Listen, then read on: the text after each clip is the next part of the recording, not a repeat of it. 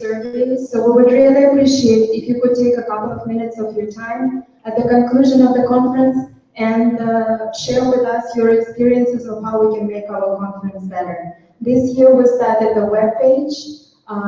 We did a lot of other, ways to improve our forum. So please, your opinion really matters to us. Thank you so much again, and it's a pleasure to have you here.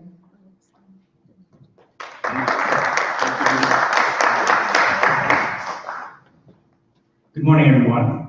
It's good to see everyone here, and it's good to be here. It's good to be back in the University of Miami, the city of Miami. I'm a visiting assistant professor at Northern Michigan University, and it's nice to wear short sleeves. There's two important pieces of information I'd like to share with you, some news. Last year's conference was a complete success and produced a volume published by Lexington Press. It tackled the impact of emerging economies on global energy and environment challenges ahead. You can find this in your folder, a flyer of a 30% discount. It examines the role of the BRICS in the world markets. And this will be out October 30th of this year, hopefully. October 30th. So we would like to repeat the same procedure as last year. For this year's conference and volume, we would like to produce a volume from the papers presented at this conference to be published before the price of oil goes up. This is a timely production, and hopefully we can get everyone together for to publish a volume by the end of October next year. So the flyers again are in your folder, available for pre-order. They're now available for pre-order with a 30% discount. So please check it out. The next piece of news is as soon as we figure out our technicals, we'll be streaming live, which means we'll have global reach, to attract everyone to these global issues. And if you can share them with your colleagues, your friends on Facebook, your Twitter, your LinkedIn, your academia.edu, or any other social website that you're involved with. Lastly, I think it's important to thank the organizers of this conference, Suzanne Loftus, Melanie Gober-Mayer, Dina, James, for all your help, really, Jack Twitchell, Peter Brito, Julio Borobovia, Gonzalo Vasquez, and of course, Ashira Chavez. So thank you very much, and I'm looking forward to a very important time. Thank you. All right, we are now going to retire and ask the panelists to come up. As soon as we're streaming live, I'm sure Prime Minister Stephen Harper in Canada, President Vladimir Putin, right? And Rafael Correa in Ecuador will all be tuning in, so stay on your toes.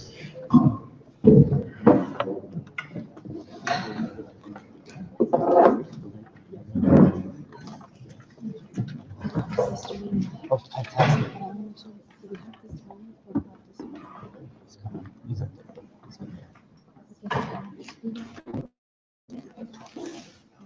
We'll have to figure that out. That's too long.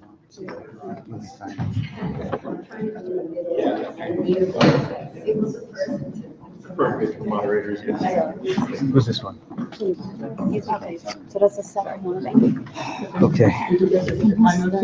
Oh, yes. Oh, yes. Oh, yeah. All right, let's put Get the auction underway. What do you have on the pen drive? All right, I'll show you. It's just 3 maps. That's all it is. get this. Yeah, hold that.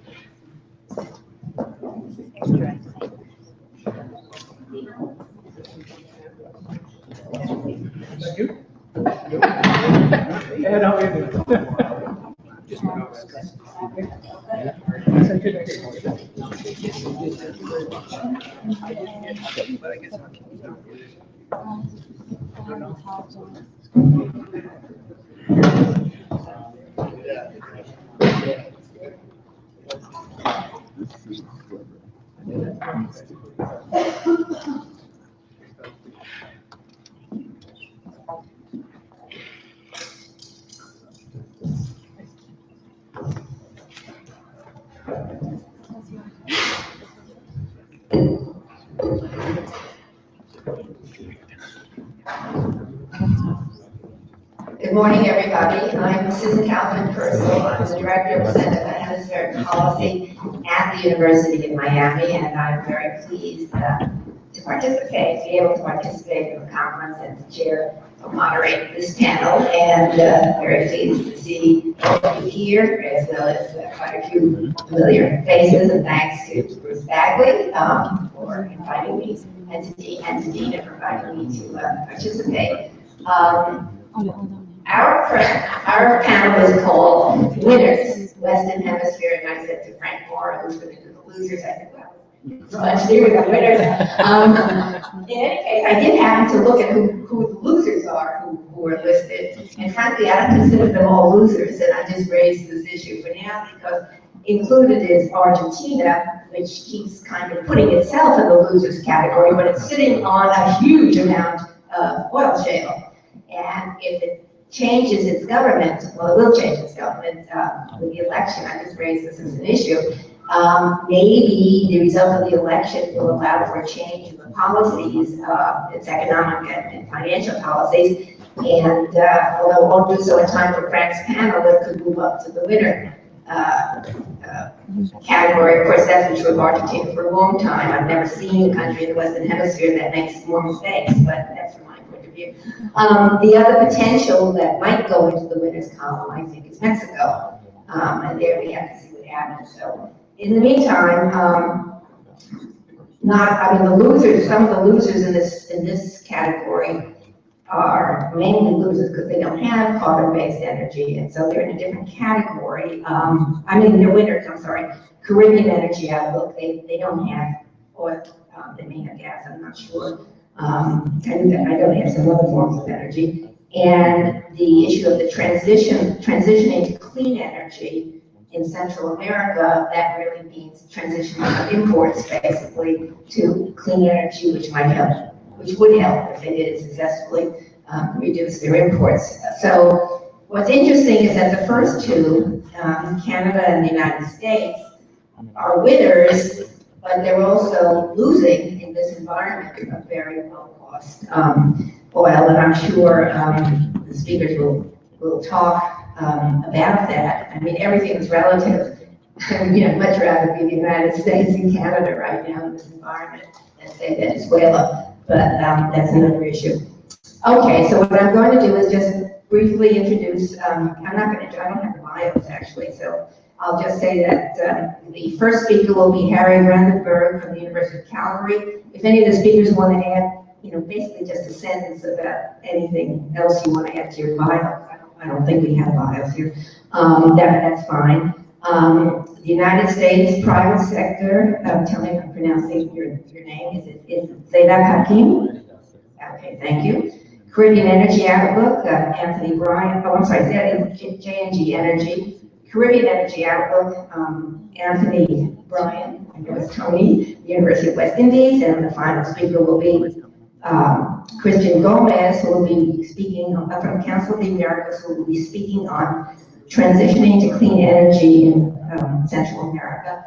And then after that, our discussion will be Edward Glab from Florida International University.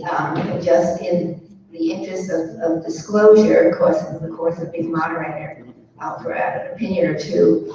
I'm on the board of Valero Energy Corporation, which is a basically refining and marketing corporation, a very big one now. Not when I got on the board, but now it's big. So there is that, but I've been an academic my whole life, and you can evaluate my views as you wish. And with that, I'm going to, and I am going to stick with the 15-minute rule, because frankly, I have another thing to go to, and I always like questions, tons of questions. So please stick to the 15-minute rule. So we will start with Harry.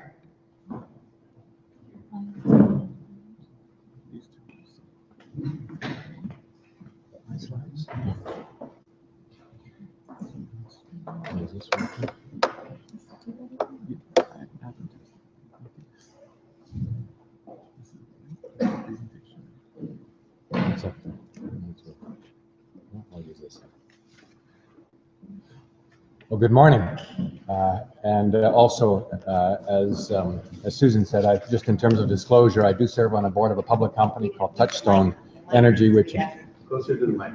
Where is? which mic? Turn it towards you. Oh, no, that's. Okay. Good morning. Now you can hear me. Is it on? Is it on?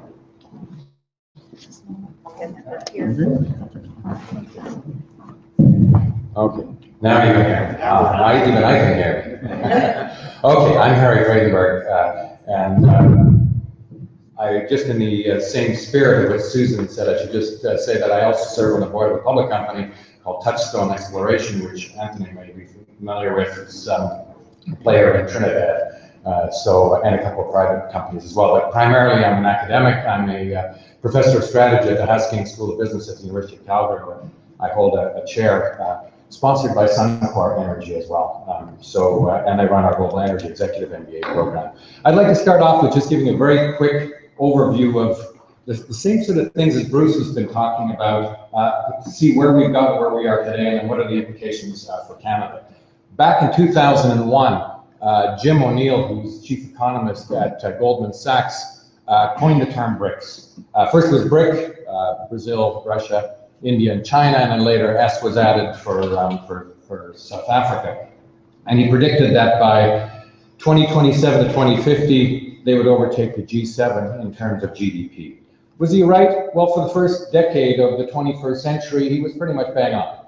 That's exactly what we saw. We saw huge development in all these places, and it didn't need stats to sort of see what was happening. If you look at demand, global demand for energy was basically driven, as you see, by the green line there, which is the developing countries.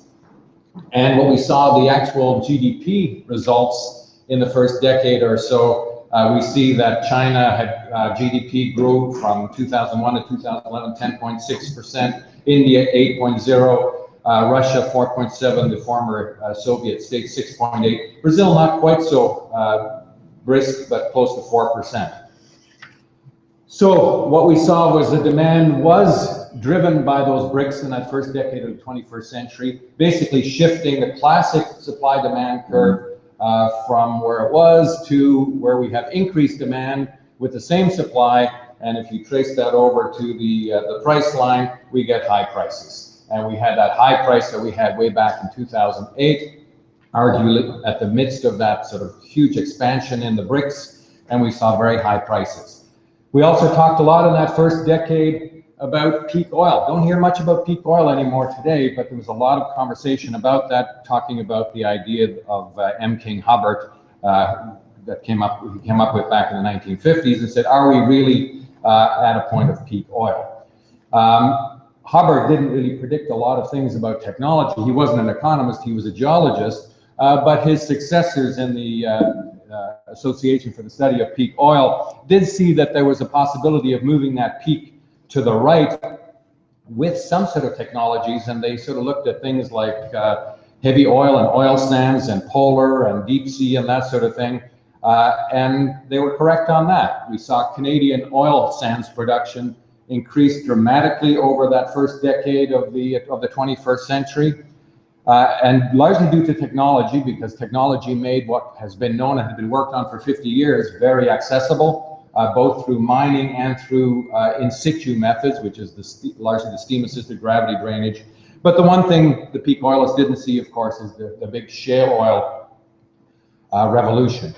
And that was a major thing that was stimulated by that very high price of oil, and it got people really thinking about, we'd known about that shale oils for 50 years, and we finally cracked, excuse the pun, how to get at that with multi-stage hydrofracturing and horizontal wells. And that was right smack dab in the middle of the North American continent and spanned the border between the United States and Canada. And it's not just a US phenomenon, it's a Canadian phenomenon as well. I was on the board of a company called Petrobank, which was a predecessor to Touchstone, where we saw these well reports come in at the board meetings, and we said, oh my God, look at that, look at the production, this is unreal. What did we do? We shut them in, bought more land, and everybody else was doing the same thing. It was a mad rush to develop those oil shales. So what did we see? Back to that simple supply-demand curve, we saw the high price in turn shifted that supply curve to the right, first meeting where it was before, and then overshooting it. We saw the oil price settle down around $35 in 2009, but that was largely the global financial crisis. It soon crept up again, and by June of 2014 was at over $100 West Texas Intermediate and almost 115 of Brent. And now it's plummeted to around $50. So why? As Bruce was alluding to this morning, China as one of the drivers of the BRICS. What was happening there? They grew incredibly in that first decade. That's me and my colleague at the Beijing train station. When you take that bullet train from Beijing to Shanghai, you rarely drop below 300 kilometers per hour. It's a marvel of technology. It's a huge project, and that was all built in that first decade of the 21st century. The other photo there is me on the Great Wall of China, and that took about 200 years to build. China did what they did in the past over hundreds of years in a period of a decade. And now, unsurprisingly, they've put all that infrastructure in place, and things are slowing down a little bit.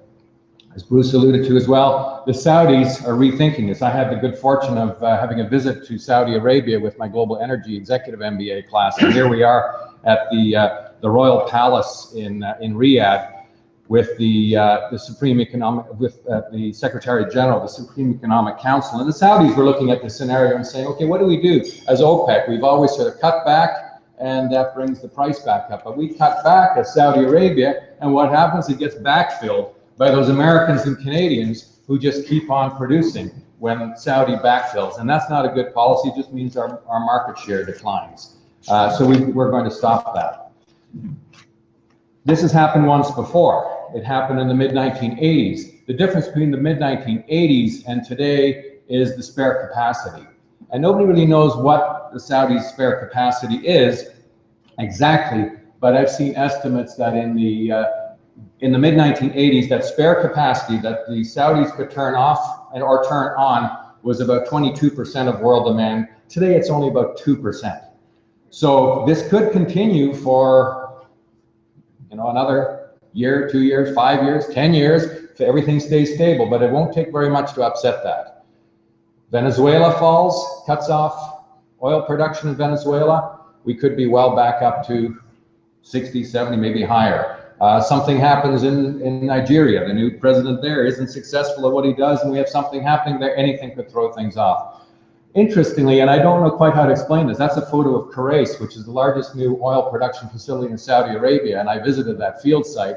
The Saudis have just not canceled, but postponed the new phase of that development, much the same way as the Canadians are doing as well. So it doesn't look like they're building more capacity. I've been thinking about that. I'm not quite sure how to interpret that exactly. Okay, then to the Canadian scenario. What's with oil sands after the fall? And to Susan's comments, the Canadians are in the winners category, but there's an election going on in Canada as we speak right now. I voted at advanced polls. Not many Canadians would consider themselves winners in this scenario. There are some winners, depending where you are in Canada, but in general, the Canadian economy is heavily dependent on petroleum and oil sands. So what's happening to oil sands? First of all, there's still things going on. There's been a delayed reaction to the fall in price. There have been all kinds of contracts in place already for builds, and those continue. Those contracts are in place. Unwinding those, we're not going to see much new there. Financing is in place. Hedge contracts. Nobody really saw much of the new oil price. Again, I serve on a public board. We had a good portion of our production hedged quite a ways out, and only now are those hedge contracts coming to completion, and that will actually see the impact of some of these things. There have been major layoffs in Western Canada, in Alberta and BC. But we do have plants built, these oil sands plants. They're not going to go offline very quickly. They're 40-year plants. They've got oil there, the plants are built, the costs are sunk. And interestingly, with the end of the boom, we've also got a reduction in costs. What was once costing a fortune to bring in a rig or to bring in a team to do something is now costing 50% of that. Canadian Natural Resources, CNRL, recently reduced all salaries throughout the company by 10%. And everybody was happy to take those cuts because it was either that or a layoff. So costs have really come off. We've seen and some would argue this is the bottom of the cycle. We've seen mergers and acquisition activity happening very quickly now. It's increasing. The biggest one is Suncor, the largest independent producer in Canada, has made an unfriendly, a hostile bid for Canadian oil sands, and Canadian oil sands is the major investor in the Syncrude operations. And if you look at the comparable costs there, Suncor's operating costs are only $28 a barrel for oil sands, which is remarkably low. But when you think of that, that's on built stuff, sunk cost. They've paid off all that, and now it's just operating costs looking at. But comparably, Syncrude's costs are considerably higher. So Suncor is also very healthy, has a very healthy balance sheet, and is on the make for taking over Syncrude. Are we going to see new oil sands plants? No. Not anytime soon. The U.S., and I put U.S. and Canadian shale oil because really they're part of the same industry. They span the border.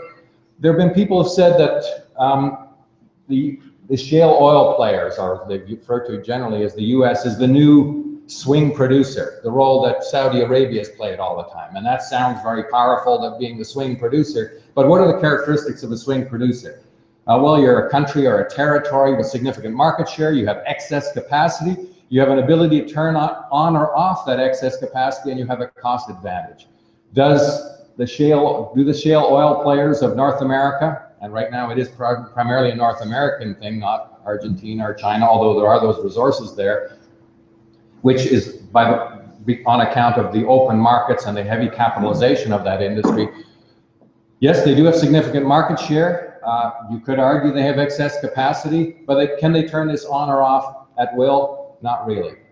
I've got a picture of the Saudi oil minister. He has control over the Saudi production. Who has control over the North American oil shale production? Hundreds of companies, all making decisions at board tables about whether to go or not and whether you can get your return for your investors. So they're individual decisions. Is there a cost advantage? I don't know what the cost is for shale oil. It's hard to nail that down. It's probably not $80 as I've read. It's probably considerably less. We also don't know what the Saudis are, but it's unlikely that shale oil has an ultimate sort of cost advantage there. So what will we see? Will we see a drop off in production in North America? And here's last week's rig count from the Baker Hughes posts every year, and what we've seen. Right now, there are in the U.S. 787 rigs operating. In Canada, there are 181. This is shale oil. In the U.S., that's a drop of 1,131 rigs from last year at this time. In Canada, it's a drop of 236. So that supply is coming offline in bits and pieces there. So are we going to get back to where we were before in terms of the price scenario with the price coming up again? I would suggest to you this time is different. There's an interesting quote from The Guardian, UK, which is, one could argue, its position in the marketplace. But there was a quote, nevertheless, from the chief economist of BP, who said, oil is unlikely to be fully exploited because of climate concerns. And this is the big looming meetings that are happening in Paris in late November, early December. Concerns about climate change and carbon emissions means the world's remaining oil resources are not likely to be exhausted. This is the oil is going to stay in the ground and never be developed argument. If you're a Canadian, you say, oh, we've got these plants, we've got this oil sands, 50-year supply of oil sands, and now you're saying that's not going to come out of the ground? That's kind of worrying, and it's a major part of the Canadian economy. Is it just a worry for Canadians? No. If you're Saudi Arabia and you're sitting on this big resource and now you're saying this may never be developed, kind of frightening. Where that leads, I'm not sure, but that is a real issue. So the climate change issue is very much an issue in the oil scenario, and I've only stuck with oil rather than oil and gas just to stick to the 15 minutes. I was in New Delhi and had the good fortune to be able to persuade Dr. Rajendra Pachauri, the head of the Intergovernmental Panel on Climate Change, to come with my Global Energy Executive MBA class. And the IPCC is not slowing down. They keep on throwing out the alarms, and increasingly the world is starting to listen. That we are headed for 3.6 degree climate or temperature change going forward. We've got to keep that under 2 degrees. That also has strategic implications for a country like Canada. This is the traditional movement of oil in North America from Western Canada to the heartland of the United States and Canada. I've used this slide for many years. The dotted lines are proposed pipelines, and they remain dotted lines. They remain proposed pipelines. They never get developed. This is Keystone XL. This is Northern Gateway in British Columbia. Why do they never get developed? Because of that climate change issue.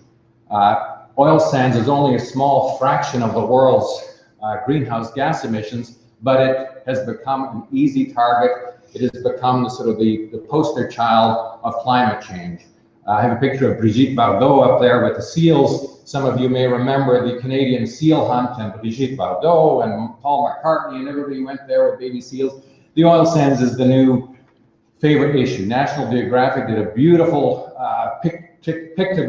pictorial of the Canadian oil sands, and they make beautiful pictures. And it's a nice cartoon there with Mr. Obama at the top of U.S. coal-fired electricity production, not just in the U.S., anywhere, is probably a much bigger contributor. But Canadian Prime Minister, at least today, Stephen Harper, by tonight we'll know whether he's still Prime Minister, has played a role arguably in that as well, as Canadians have talked about in this election campaign.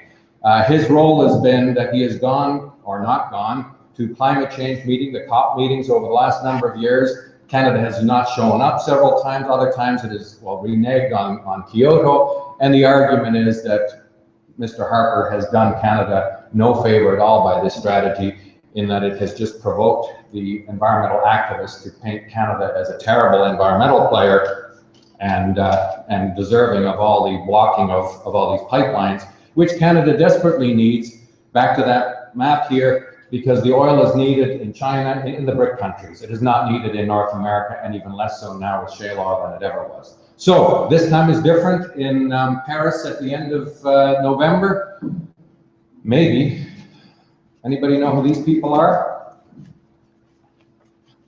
Meet Rachel Notley. She is the new Premier of Alberta. She was elected in a landslide surprise election in Alberta last May that nobody saw coming. She is the leader of the New Democratic Party, which is not that new. It's been around for 25, 30 years, but it is a European-style social democratic party with very strong environmental values, very strong social values, the likes of which Alberta has never in its history as a province since 1905 seen. It has always been ruled by conservative governments. Now what we have is a European-style social democratic government led by this woman, Rachel Notley, who is very smart. She's trained as a lawyer. She knows what she's doing, and she's determined. First thing she did was she put together a panel on climate change, an advisory panel to the government on climate change. Alberta's never seen that before. And a royalty review of oil royalties, which industry says, this is no time to do that with crashing prices. She says, we're doing that. I'm a little more optimistic than some of the people in the industry, because I have the good fortune of being invited to one of the sessions of the oil panel, the oil royalty review panel, and they're taking a very broad perspective, not doing what people are fearful, I think, of just increasing royalties. Some other pictures here. Some of you may remember Pierre Trudeau, probably Canada's best known former late Prime Minister. That's him in a canoe back in the 70s as well. Well, his boy Justin may well be Prime Minister tonight. We'll see what happens today. He is the leading candidate at the moment and running for the Liberal Party of Canada. And from the looks of it, I don't think we can believe any polls anymore because of cell phones. But from the looks of it, that Mr. Harper is not likely to stick around.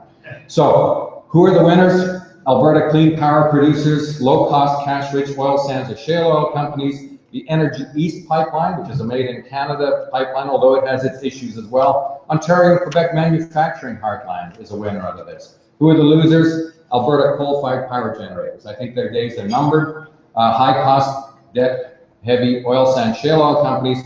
Keystone XL is dead. Hillary said it's over. Rachel Notley of Alberta says, I agree with you, it's over. We need to be focusing on a Canadian west to east pipeline, Energy East, and the other pipelines, Northern Gateway is dead too. Lots of merger acquisition going around, reverse takeovers, companies sitting with cash on their balance sheet, but no projects because their business models don't make sense anymore.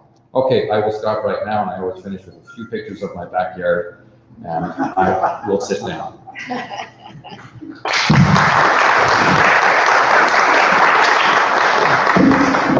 Thank you very much. That's excellent.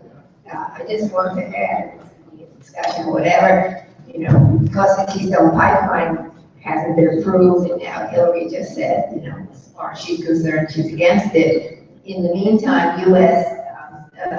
Oil companies or refineries or whatever have switched to freight trains, which obviously have some safety issues, much more than pipelines, but the oil has not stopped moving, and in fact, it gives more discretion.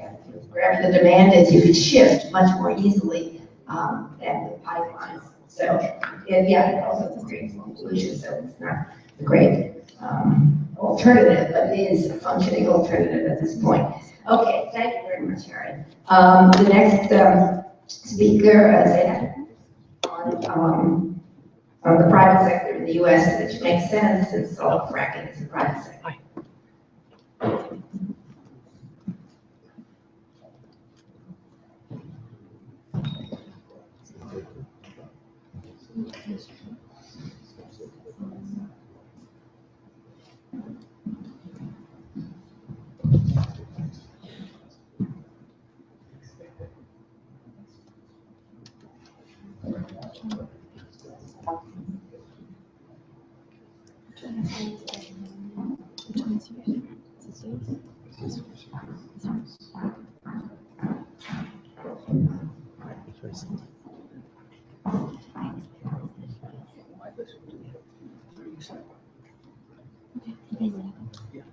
Good morning. My name is Zaydar, and I work in Houston, Texas.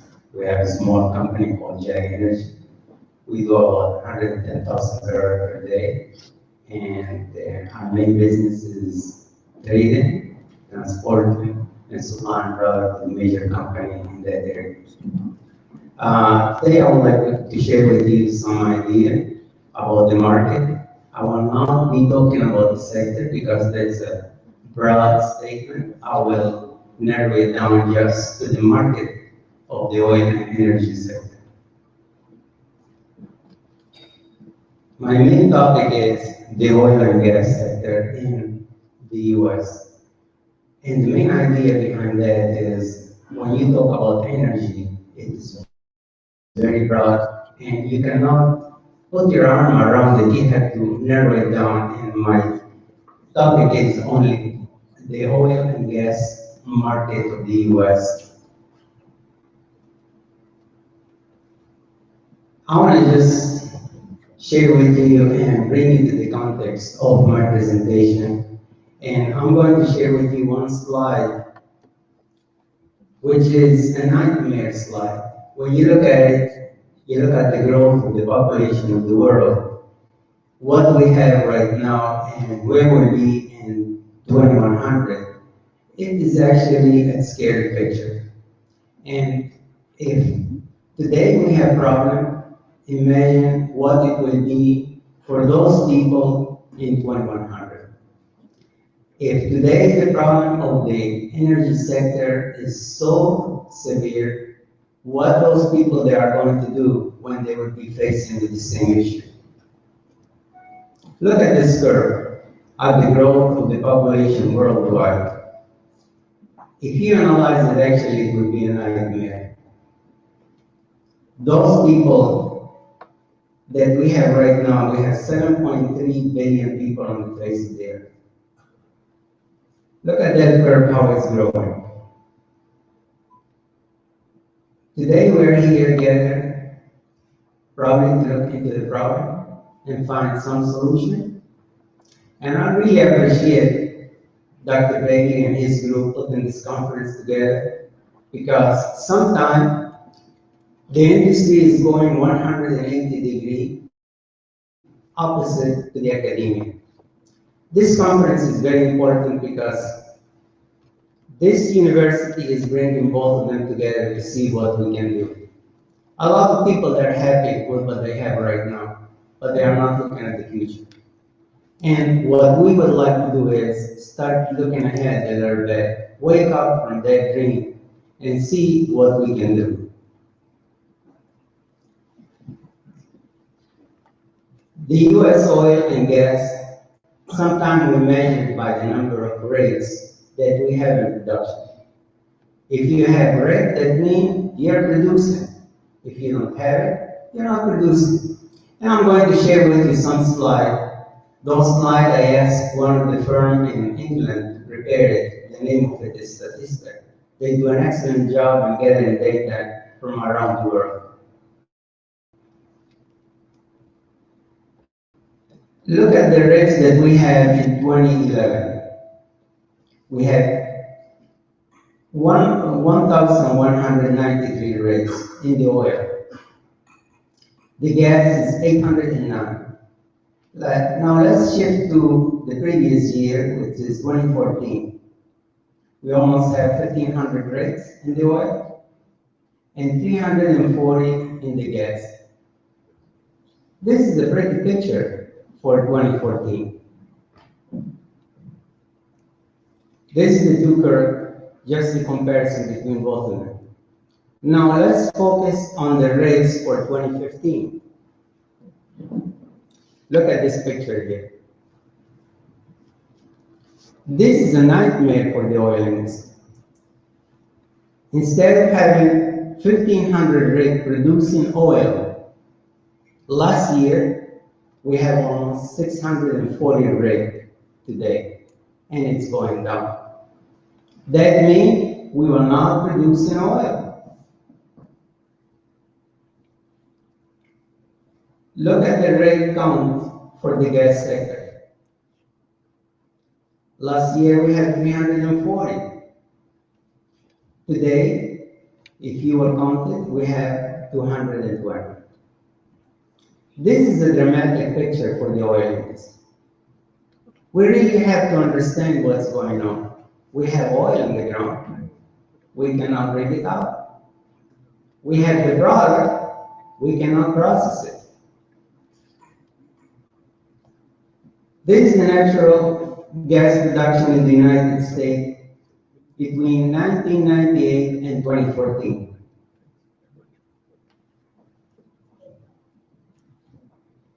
In 2014, we had 630,000, and that is in billion. So that will be 620 billion barrels that were produced in 2014. Let's go to the next picture, and we'll come back and talk about it so you will know exactly what I'm trying to say here. You see the curve of production here. This is the natural gas, the consumption in the United States. This is in trillion cubic feet. Last year, our consumption was in 2014, was 26.82 trillion cubic feet. This is the curve to give you a better idea than the bar chart. This is the production. 9.86. We are producing less than we need. We are consuming twice as much. Now, if our rig count is coming down, we don't have production. We are consuming more than we have. We are not producing to suffice our need. There is any problem here?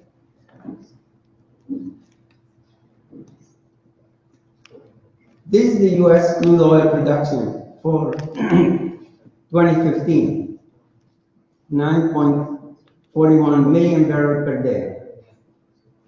Look at the consumption here, twice as much. It's 18.3 million barrels.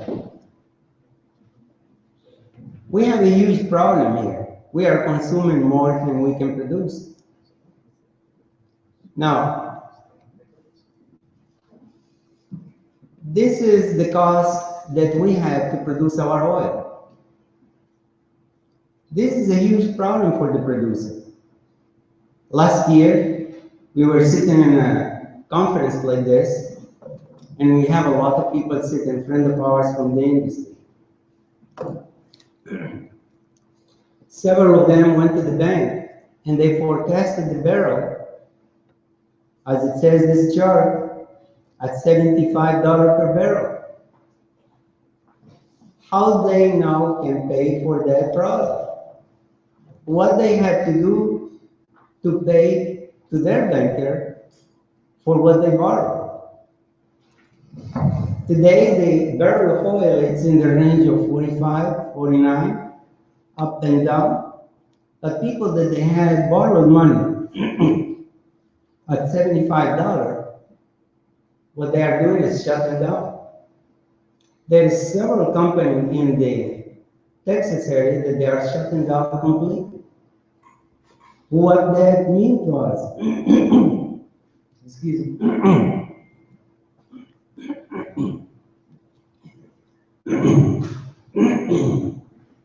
The problem is critical and it's severe. The problem is human-made. We have to put our around it and see what we can do. And that's what I said. Thank you.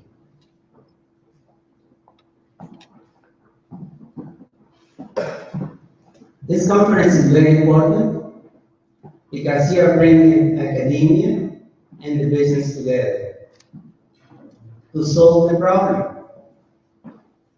Now, there's a lot of people in our market, in the energy sector, that they are very comfortable because they are not looking at the future. Actually, I breathe it, I live in it, I touch it and smell it on a daily basis. It scares the daylight out of me. But not many people are putting attention where we are standing. The problem is secondary for them. But when you see those people that they are shutting their operation, closing their businesses, retiring their employee, and reading the paper like Shell retired 25,000 people. Halliburton Brown Root retired like 2,000 people. And you keep on and reading that, and you keep consuming more oil than you can produce, you keep consuming more gas than you can produce. It is like a friend of mine, we were sitting in a conference like this, and he said, people, they are eating everything, but they don't know how they are going to pay it later on. We really have a big problem here. We need to look into it and analyze it and see what we can do. And just to summarize this, I hope that with the beautiful mind that we have here gathered together, that we can look into the problem and we not just look at it like a presentation and go home and forget about it. What we can do just to improve our productivity in here? Can we improve it at all? Are we better off producing or importing our oil? What is the impact on the gas and oil market here in the US and on our economy as a whole? Who is making the final call on the US oil and gas production? Is the other people that are controlling our destiny, our market, our life? If Saudi Arabia called the shot, $45 per barrel, but we cannot pay our banker to sustain our employee in our company, what's going to happen to us? Why we are losing production on a daily basis? Can the US rely on source other than this source of energy? What is the future landscape of the US without the energy market? Last time, a good professor of mine, we were doing the research for one of my dissertation, and he said, people, they will go to a buffet and they would like to eat just one single thing. They don't look at the other part of the buffet. But you can find a lot of other elements that can suffice your need from the table. And he concluded saying the energy sector is like that. Thousands of years ago, we discovered oil and gas, and we are using it as such.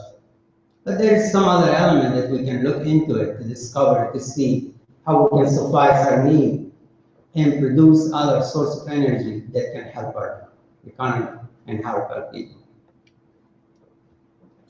All the source of this data is taken from Statista.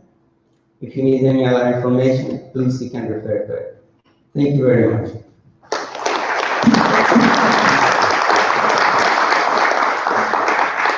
Thank you very much. I'm going to raise a question now because I disagree with a lot of what you have said, and we do have to discuss it at the end.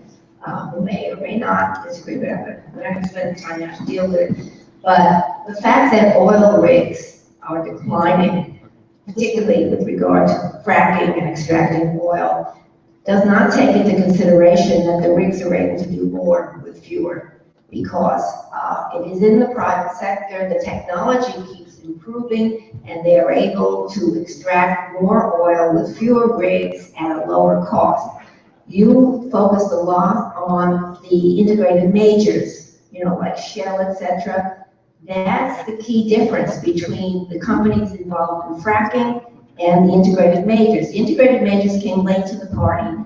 They had long lead times for whatever they do, both to start up things and to close down things.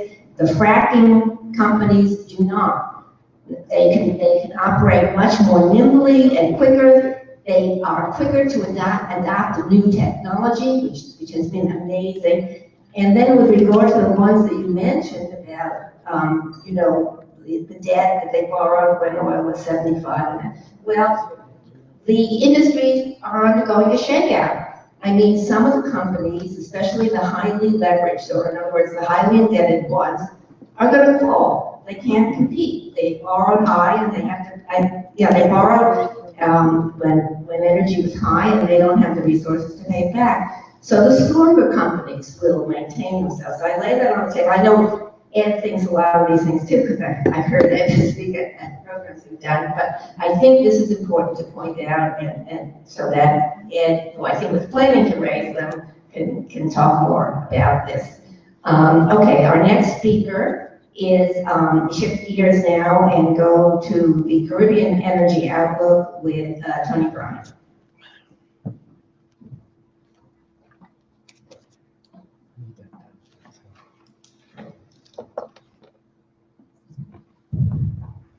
Thank you very much, Susan.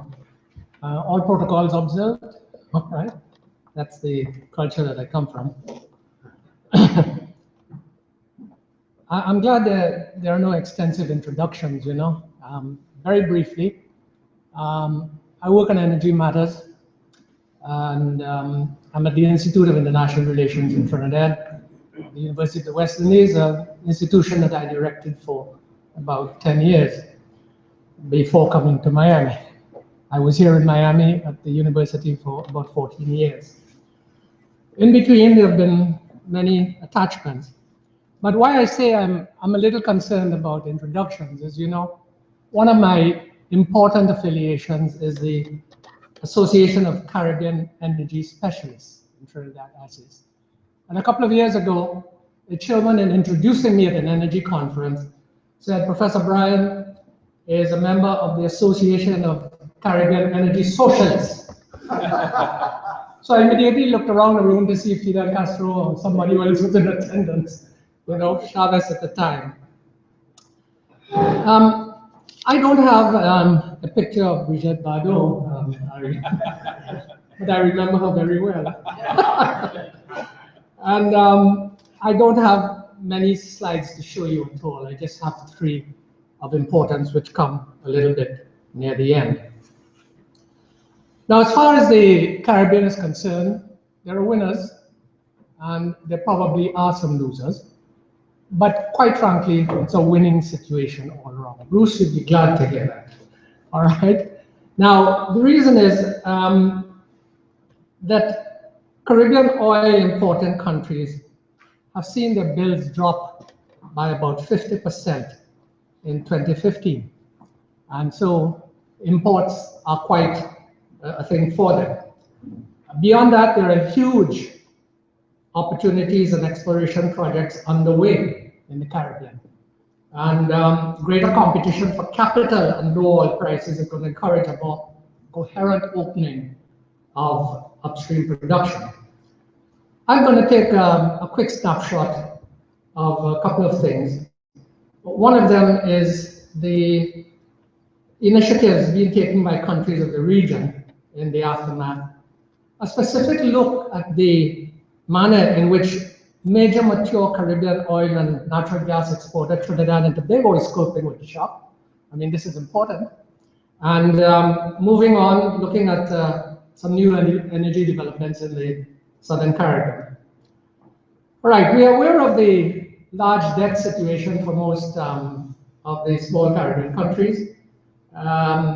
Poverty levels continue to rise, obviously, with more than 21% of the region's population living below the poverty line. But it's not a homogeneous situation. There are countries that are doing very well. The Dominican Republic is doing very well. Trinidad and Tobago is doing very well. Barbados is okay. I mean, they have some problems, but they're doing well. So with reference to the CARICOM countries, I think when you look at it, the key vulnerability for many of them, with the exception of Trinidad and Tobago, is that imported fossil fuels account for 95% of the energy needs. The irony is that many of these countries, several in CARICOM, have sizable endowments of hydro, geothermal, wind, and solar energy, but they harness less than 1% of the renewable energy resources. And the reason for that is, I think, quite obvious, and that is accessing finance to do these things. I think Bruce brought it out at the beginning of the conference. How do you finance this renewable energy structure? Well, there are some things that have happened. Although developers are cautious about entering the Caribbean market, there have been partnerships provided to ensure that some of the capital, the upfront capital, to do the changes is necessary. One of the things that helped to move it ahead was the CES. I think most of you are aware of that, which was the meeting with Vice President Biden in January 2015 with the Caribbean countries, the Caribbean Energy Summit. And that meeting laid the groundwork for countries with US assistance and international organization systems to build the fiscal and legal frameworks that will be necessary for widespread adoption of renewable energy. The Caribbean nations, to be quite frank, are setting a target of 20% of renewable energy by 2017. And according to private utilities, some countries in the region can easily reach 30% by that date. Obviously, the programs are inherently long-term. Changing laws and regulations take time, as there's drawing on global support and resources to affect structural long-term energy transformation. I'm going to be a little brave here and tell you that one of the reasons for the current debt situation in the Caribbean and the failure to move towards renewable energy is because of a Venezuelan program called PetroCaribe. PetroCaribe, during 2005 to 2014, an average of 32% of the oil demand of PetroCaribe members, Trinidad and Tobago and Barbados are not members, was met through this facility that delivered 307 million barrels of oil and provided almost 28 billion in financing. Let me say that it probably served its membership well and has been crucial for small Caribbean states to have access to capital markets. But quite frankly, it's been a killer.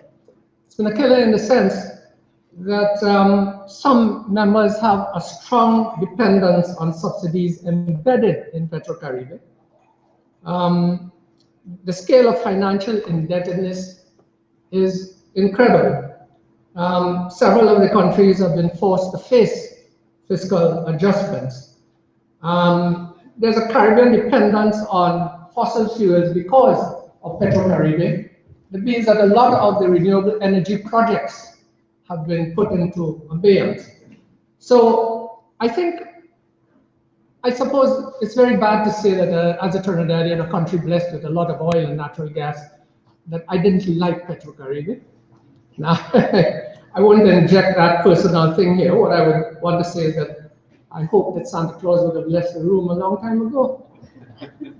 But it's coming back, and it's coming back because Maduro, visiting the region in the past few weeks, has announced a whole series of initiative projects using the PetroCaribe Fund to do X, Y, and Z. In Antigua, Barbuda, even bought into the West Indies Oil Company in Antigua, Barbuda.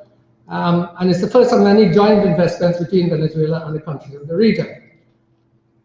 In the long term, the PetroCaribe agreement may survive. If it does not, it will be a problem for a number of countries that still are indebted. But as a consequence, the recommendation I would make, obviously, is that Caribbean countries should intensify their efforts in favor of energy diversification, and more importantly, seizing the opportunity to reduce their own indebtedness in Venezuela. Now, there is tremendous renewable energy potential throughout the region. In places like Antigua, Barbuda, Dominica with geothermal, a series of countries, of course, with hydroelectric. Let me turn very briefly to Trinidad and Tobago as the Caribbean's major oil, natural gas, and LNG producer. Faced with the fall, what this country did was to immediately go into, what should I say, a preventative mode. It adjusted its national development budgets to rule out any shortfall in revenue and in oil and natural gas price volatility. It might interest you to know that the new government came into power just a month ago. The transition was smooth, as it always is. And the new budget has already taken account of the difficulties that the oil and gas sector is facing. And it tells you a lot about the strength of the economy itself.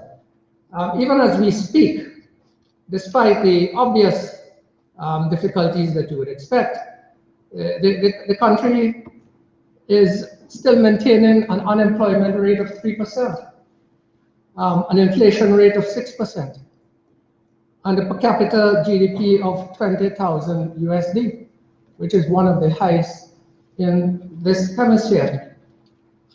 And what is the reason for that? It's 100 years of growth as an oil economy, and in the past 25 years as a global natural gas economy. It has faced many challenges before. This is nothing new. And there are initiatives being implemented both domestically and regionally, as it were, to remedy this situation. The country is involved in a series of offshore projects. Some of them, I think I would want to just at least show a map. But of interest to you, perhaps, is that here is a country that a month ago decided that it would reduce the subsidy on petroleum, on gas, and on diesel. Something in the region of about 20%, which means that, super gas has gone up to $1.08, I think. Something very, very phenomenal. And the result is that, you know, the country is adjusting. Now, I just wanted to show you where a lot of the potential lies.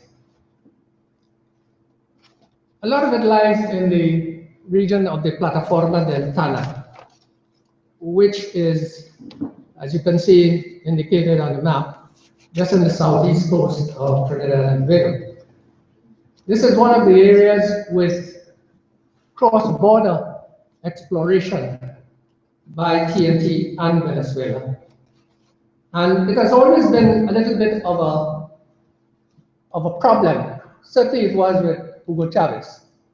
The question as to whether this gas, this substantial amount of oil and gas in the Plataforma del Tana, particularly the natural gas, whether it should be liquefied in one of 4 trains, LNG trains that Trinidad and Tobago has, Atlantic LNG. It's been there since the 90s. It's a global player. Well, just some good news is that the unification process has been agreed to, and on a visit to Port of Spain at the end of February, Maduro indicated that Venezuelan gas from the Loran Manatee, put the next one, will be monetized in Trinidad. Now, this is a very big concession. If you can look at the map there, you will see that that cross-border region is very close. And the pipelines from Trinidad drilling all the way in the southeast there goes into Trinidad itself to the LNG plant. Now, it would cost an awful lot for Venezuela to try to establish what they were looking to do, which was a regasification complex in Guiria. Nobody has bought into it, and Maduro realizes that it probably is not going to go ahead. So Trinidad has been negotiating, as it were, for years for this to take place. And it appears that this time around, economics has trumped politics. I'll be glad to see that happens. Now, that isn't all that's being done. The other venture, yes, okay, is really in what is called the 3 Guyanas. I think most of you know that this is the exciting story about exploration, offshore exploration.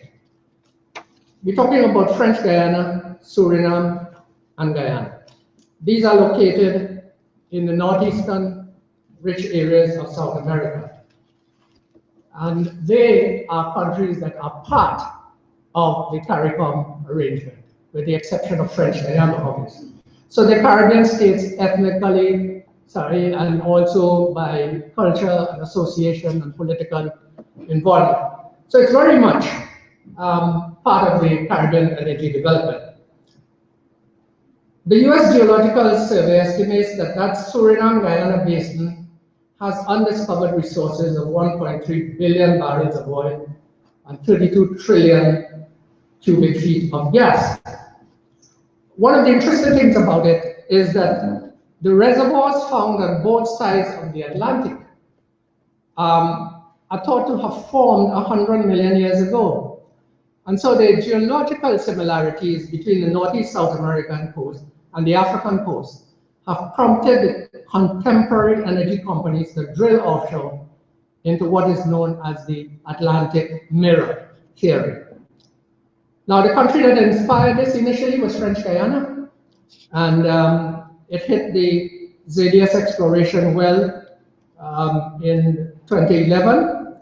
The P10 probability reserve estimate in Zadius is 840 million barrels of oil equivalent. And what the Zadius well did was to substantiate the theory that the geological features offshore Ghana, where the jewelry fields were discovered in 2007, are replicated on the opposite side of the Atlantic. So the companies are now rushing to drill more exploratory wells off the coast of Angola, since they believe that it mirrors the Santos and Campos basins of Brazil.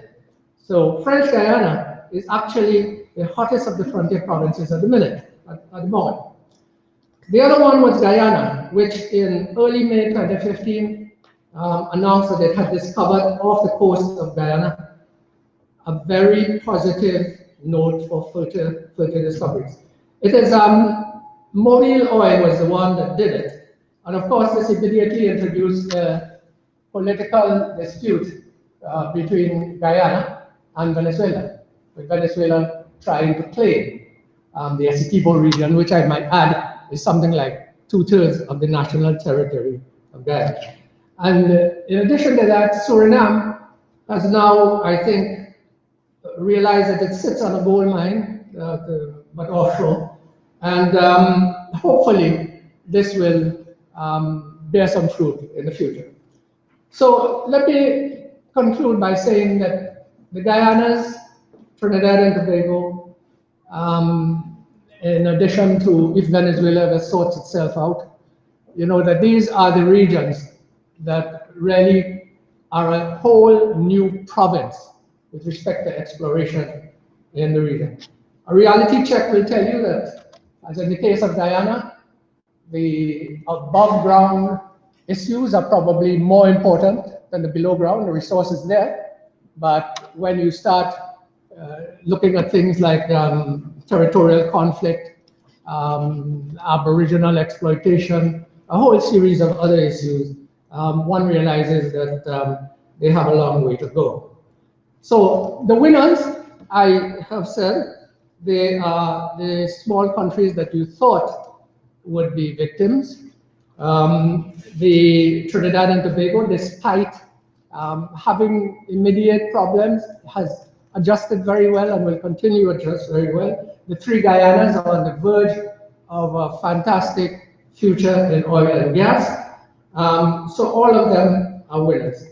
And I think that, Bruce, after the fall, while the low oil prices will be a drag for oil exporters, there is a high point to the fact that it's no longer a doom and gloom economic scenario with respect to the small importing countries. The IMF, that's a veritable venerable institution, has signaled that it expects growth for the region's oil importers to be 3.8% this year and 3.4% in 2016. So after the fall, there is much optimism about energy diversification and energy security. But I'm a fellow who goes with caution, Susan, and all I want to say, to paraphrase Yogi Berra, predictions are difficult, especially about the future.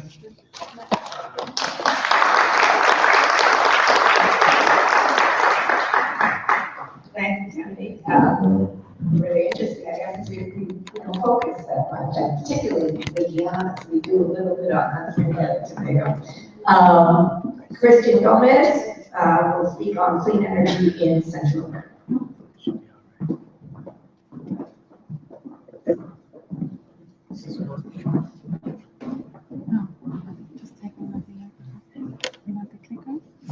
No, that's not one.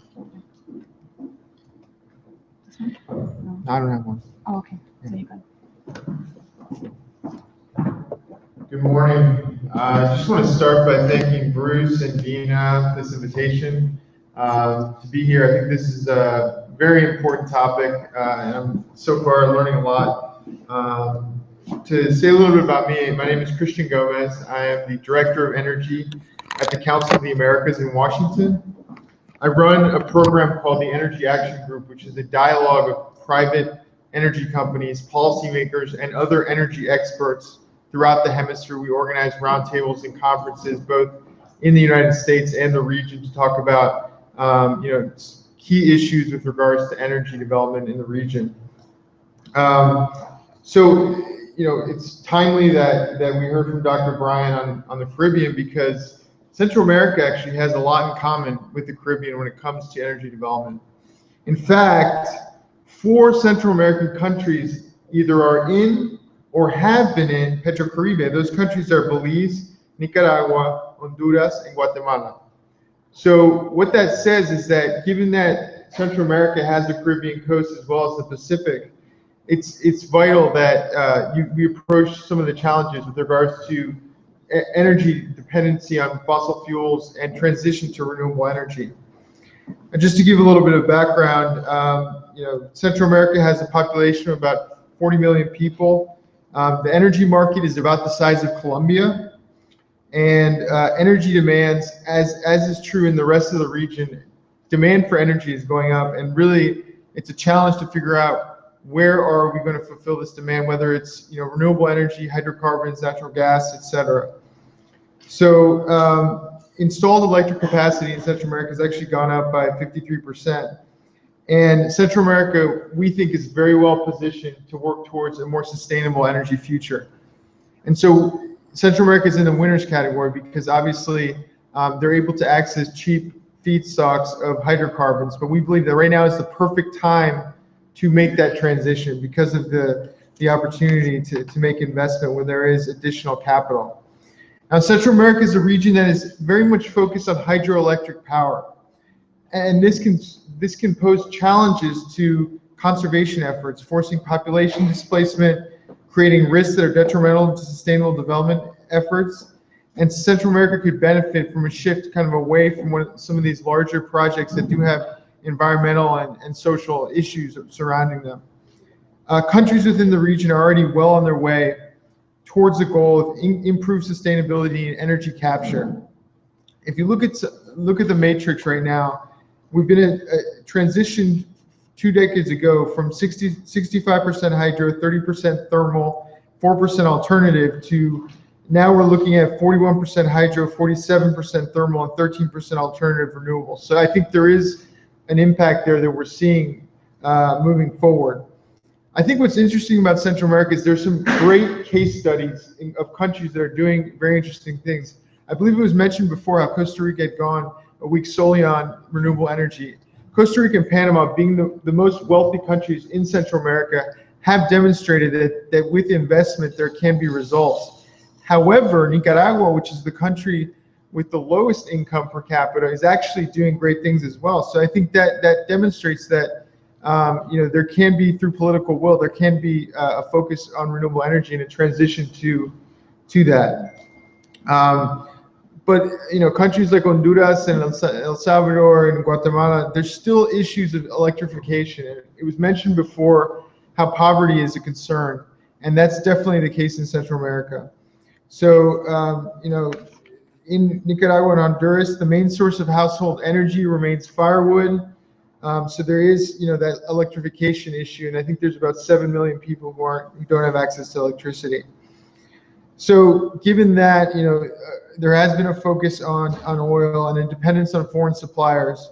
The PetroCaribe program, I think, is, with the oil price being where it is, it's not as active, and several countries have actually left the arrangement or paid back their debts.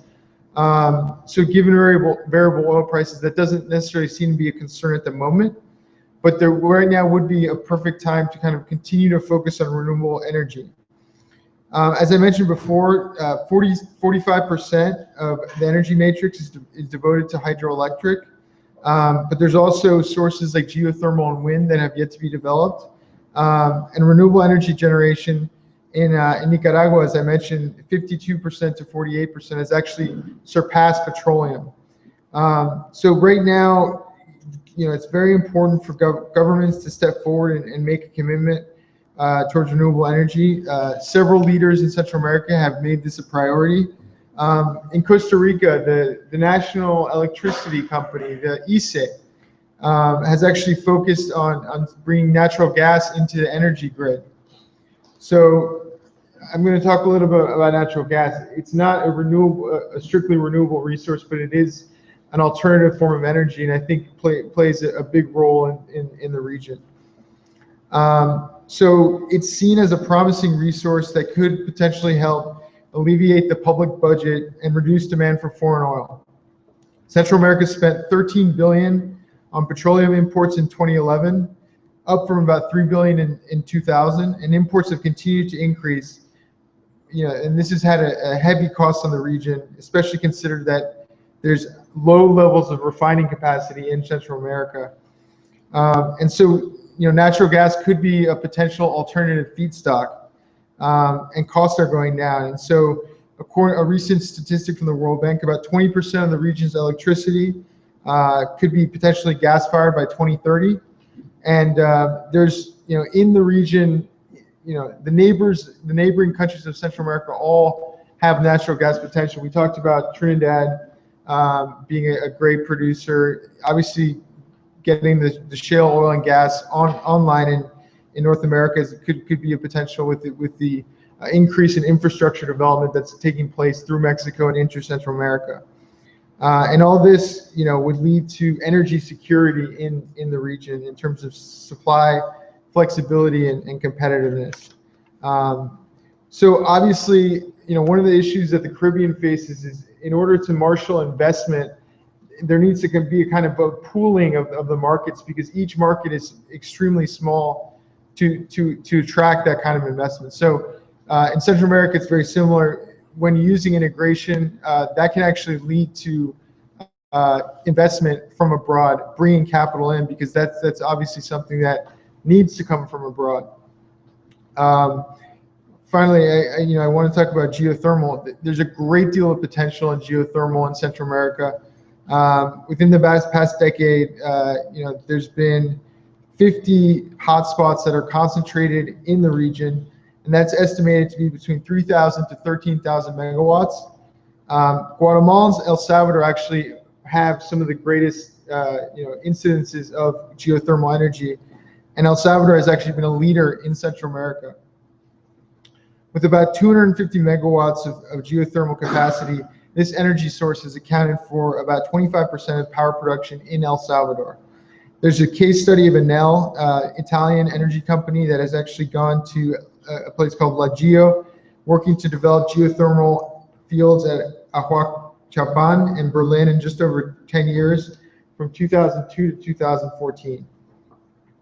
And Costa Rica also has a large field with a field in Miravalles at 163 megawatts. So what are the challenges behind geothermal? I think one of the main issues is that, what's great about it is it's not an intermittent energy source. So, it's very reliable, but a lot of the resources are in protected areas like natural parks. And so countries must work to develop strategies to make use of this valuable energy source in an unobtrusive way. There's a public and private tension among countries in terms of who should have control over geothermal resources. But the benefits really, outweigh, I think, a lot of the challenges. And I think small-scale projects in countries like Honduras and Nicaragua can support agriculture, lighting, heating in rural areas, with geothermal installations having relatively low costs and instances of maintenance. So, wind is another one that we've talked about here. The first installations in Central America did not appear until 1996. And just three countries right now, Costa Rica, Honduras, Nicaragua, are currently operating large wind farms. But it's a region that is blessed with sun, and it's blessed with wind. And there's 13,000 square kilometers of terrain that are characterized as having good to great wind resources in Central America. So that would equate to approximately 65,000 megawatts of installed power capacity. So it's obviously a very interesting and potential for great growth. There's some case studies here. There's a 19 turbine Amayo wind power project in Nicaragua. In Honduras, there's a 51 turbine Cerro de Ula farm. So I think, for all these areas, I think there's a great deal of potential. What's the next step now for Central America? Political will, economic growth, structural stability, and rule of law are all areas that need to be addressed in Central America. We have a representative here from Costa Rica who's going to talk about CIEPAC. CIEPAC is the 1,800 kilometer electric interconnection system from Panama to Guatemala, and it's looking for connection south to Colombia and connection north to Mexico. There was a connection, into Mexico in 2014, and further lines are also planned from Panama to Colombia via 600 kilometer transmission line. So, CEPAC is an example of regional integration among, several countries that are looking to integrate their grids. And I think that's something that's a very positive thing. I think we'll hear about that later on. So you mentioned the Caribbean Energy Security Summit. The Council of the Americas was a co-sponsor of that event. And I think Vice President Biden said something which I think stuck with me, which is the best time to fix a roof is when the sun is shining. So the sun is shining brightly for Central America. Now is the time to take advantage of renewable and sustainable opportunities in the region. Thank you.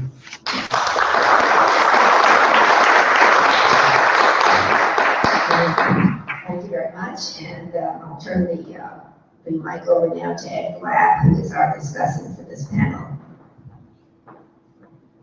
Oh, it's live. Gotta be careful what I say.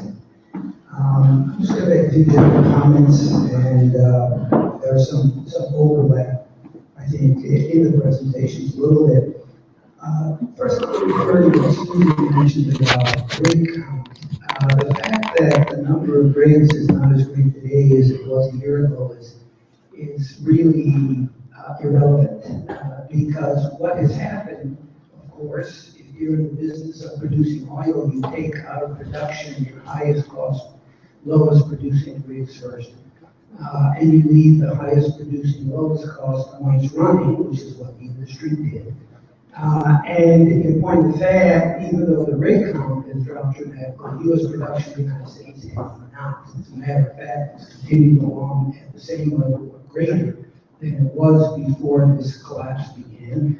Only recently, according to the Energy Information Agency, has oil production in the U.S. begun to decline. We're beginning to feel, of course, the disappearance of a lot of these rigs, and it will also apparently continue to decline next year, but by a couple 100,000 barrels a day. We're not going to see the U.S. fall off a cliff anytime soon. The country continues to be the biggest oil and gas producer in the world, which makes me wonder why anyone would have a nightmare about gas and oil in the United States. Oil is a global commodity, according to the Energy Information Agency. There's over 4 trillion barrels of oil still on the ground in the world that can be produced under current technology at commercial prices. So we're not going to run out of oil. We've got 75 to 100 years of oil still on the ground around the world. At current rates of consumption, we have 200 years of gas around the world.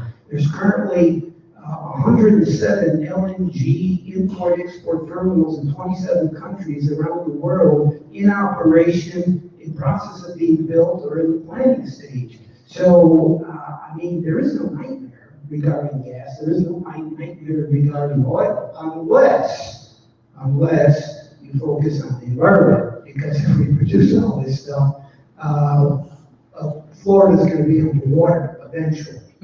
So, there is clearly an environmental concern about this abundance and richness of fossil fuel in the world. But I think that's, point number one that I would make. The second issue is, the comment about the BRICS. I mean, the BRICS was really China. That's what you're looking at, growth in oil demand. For the past several years, China alone accounted for 60% of oil demand growth in the world.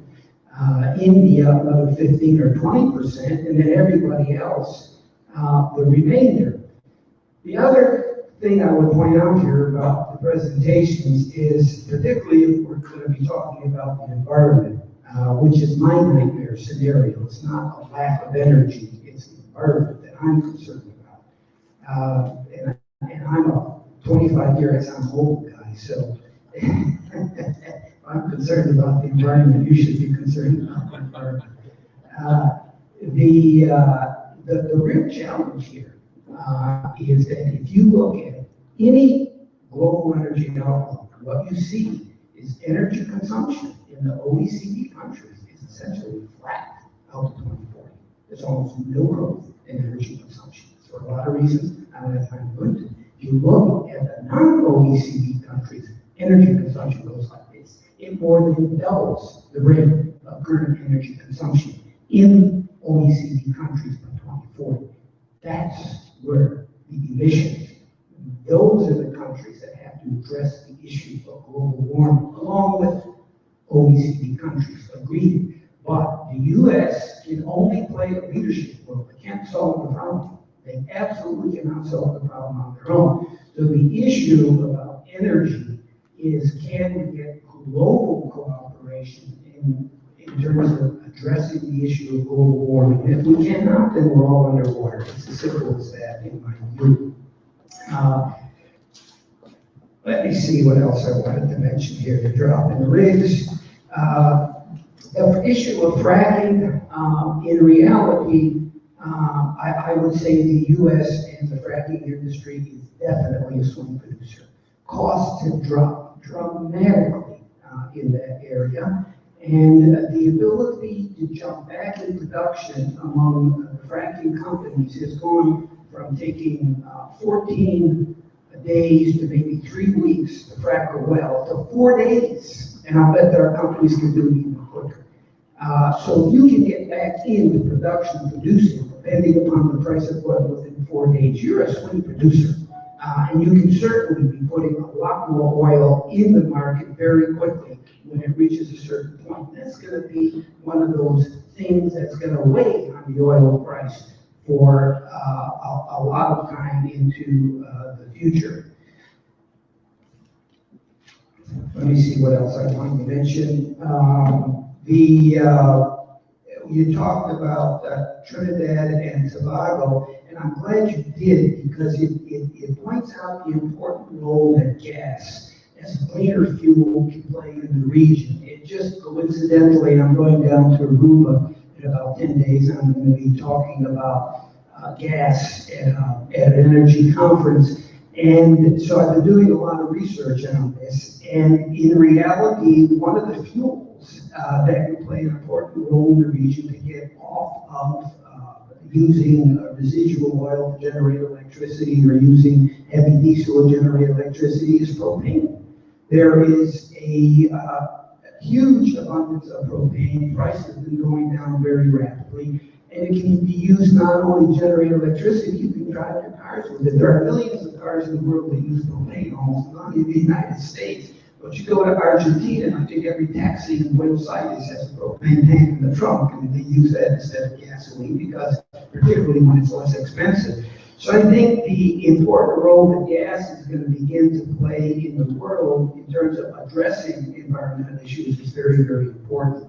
As you know, methane is the least polluting of the fossil fuels. It's CH4, propane is C4H8, so it's a little bit more polluting. But if you look at a chart of all the fuels that you can use to do a lot of things, those are the two cleanest. And so we really need to be focusing on gas to get people off of coal, get people off of oil as much as you possibly can. There were a number of other interesting comments made, but I would I think Costa Rica is a fascinating example. They have been for many years in so many areas in terms of their attention to the environment. I mean, it's really kind of an eco-state, and with their eco-tourism, but I think somewhat unique. It would be nice to think that we could reproduce what Costa Rica has done in other parts of the world, but that would be problematical. And just finally, one last comment, the geothermal question. This is also something that I don't think has been pursued aggressively enough. Certainly, I think governments could do more to encourage this, because this ring of fire runs from Alaska all the way down the west coast of the United States, Central America, west coast of South America. And I've actually seen project proposals to build geothermal plants off the coast of California, using, Earth's molten core to heat the water to produce not just energy, but also fresh water for Southern California. So I think this is an area that really has not been explored enough. So I'll stop right there. Thanks. I just want to ask you a question or two. Could you say a word about the prospects for the United States starting to export oil? I know we're not allowed to do it now. We have gotten slightly around it with the ability now to export condensates, which are lighter, gassier. But there is a move in Congress. President Obama supposedly or allegedly will veto it. And part of that question is if, and this is part of the big debate, as you know, if we were to be allowed to export oil, what would happen to oil prices globally?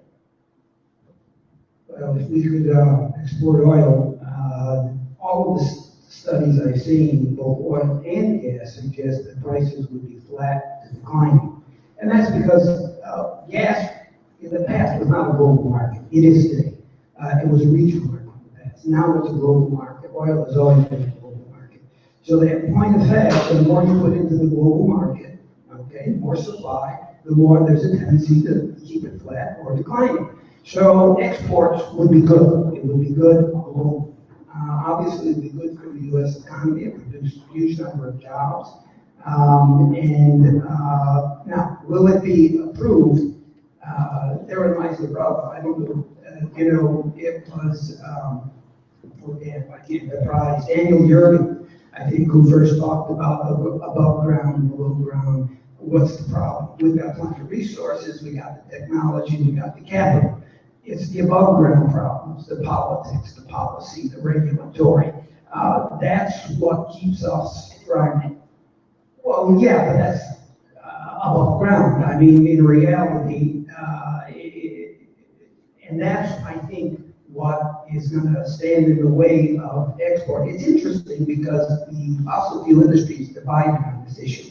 The people at chemical plants do not want cheap gas being exported because that's the raw material that they use to manufacture their projects. They want to keep that as low as possible. But I think it would remain low even in an export scenario. And those are the studies that I see. And one quick last question from me. Somebody decided, maybe, I don't remember who, the IPCC, that the UN, something on climate change, and they produced these reports.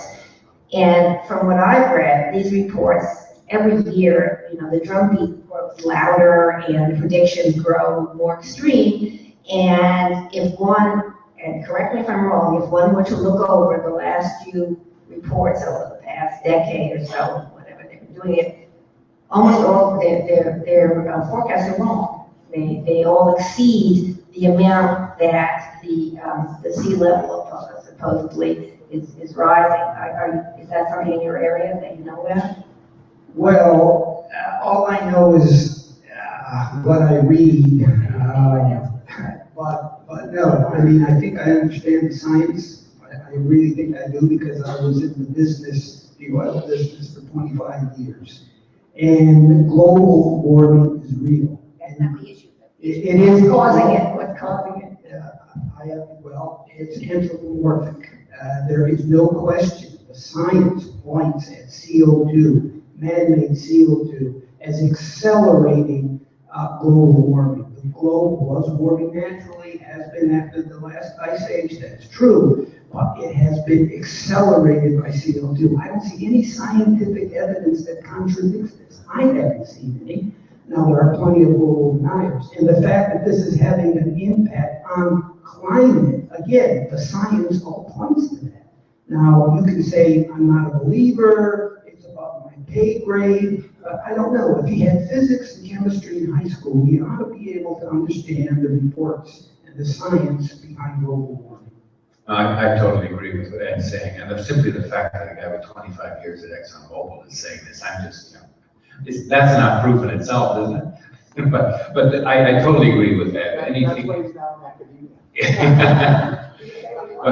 but Susan, scientifically, there are no dissenting. I mean, it is it's settled that climate change is anthropomorphic. It's caused by industrialization and the emissions from industrialization. Now, the IPCC reports have at times been over the top, and not everything is correct there, and it's the headlines that have been taken from them that probably are problematic sometimes. But the underlying thing is not in question. And the real impact is what's happening in places like in Paris. Now, I don't know, maybe there's a lot of hype about what's going to happen in Paris like there was in Copenhagen, but there's a sense that the politics is changing as a consequence of increasing concern about climate change. Yeah. Okay, we started 5 minutes late. Do we have time for some questions? You want to take them first? Thank you. Well, I want to congratulate everybody, and I have questions for everybody. I will try to make them as short as possible. For Harry, I'm particularly interested in what percentage of the Canadian economy is dependent upon oil and the oil industry versus the benefits that lower gasoline prices, lower hydrocarbon prices have for the overall GDP of Canada. We were thinking about both of those things, and you didn't really get into it. For Zadiac, I think that there's been some skepticism raised here about the number of rigs. I'm even more skeptical about the affirmation that we should get alarmed that the United States imports hydrocarbons of any sort.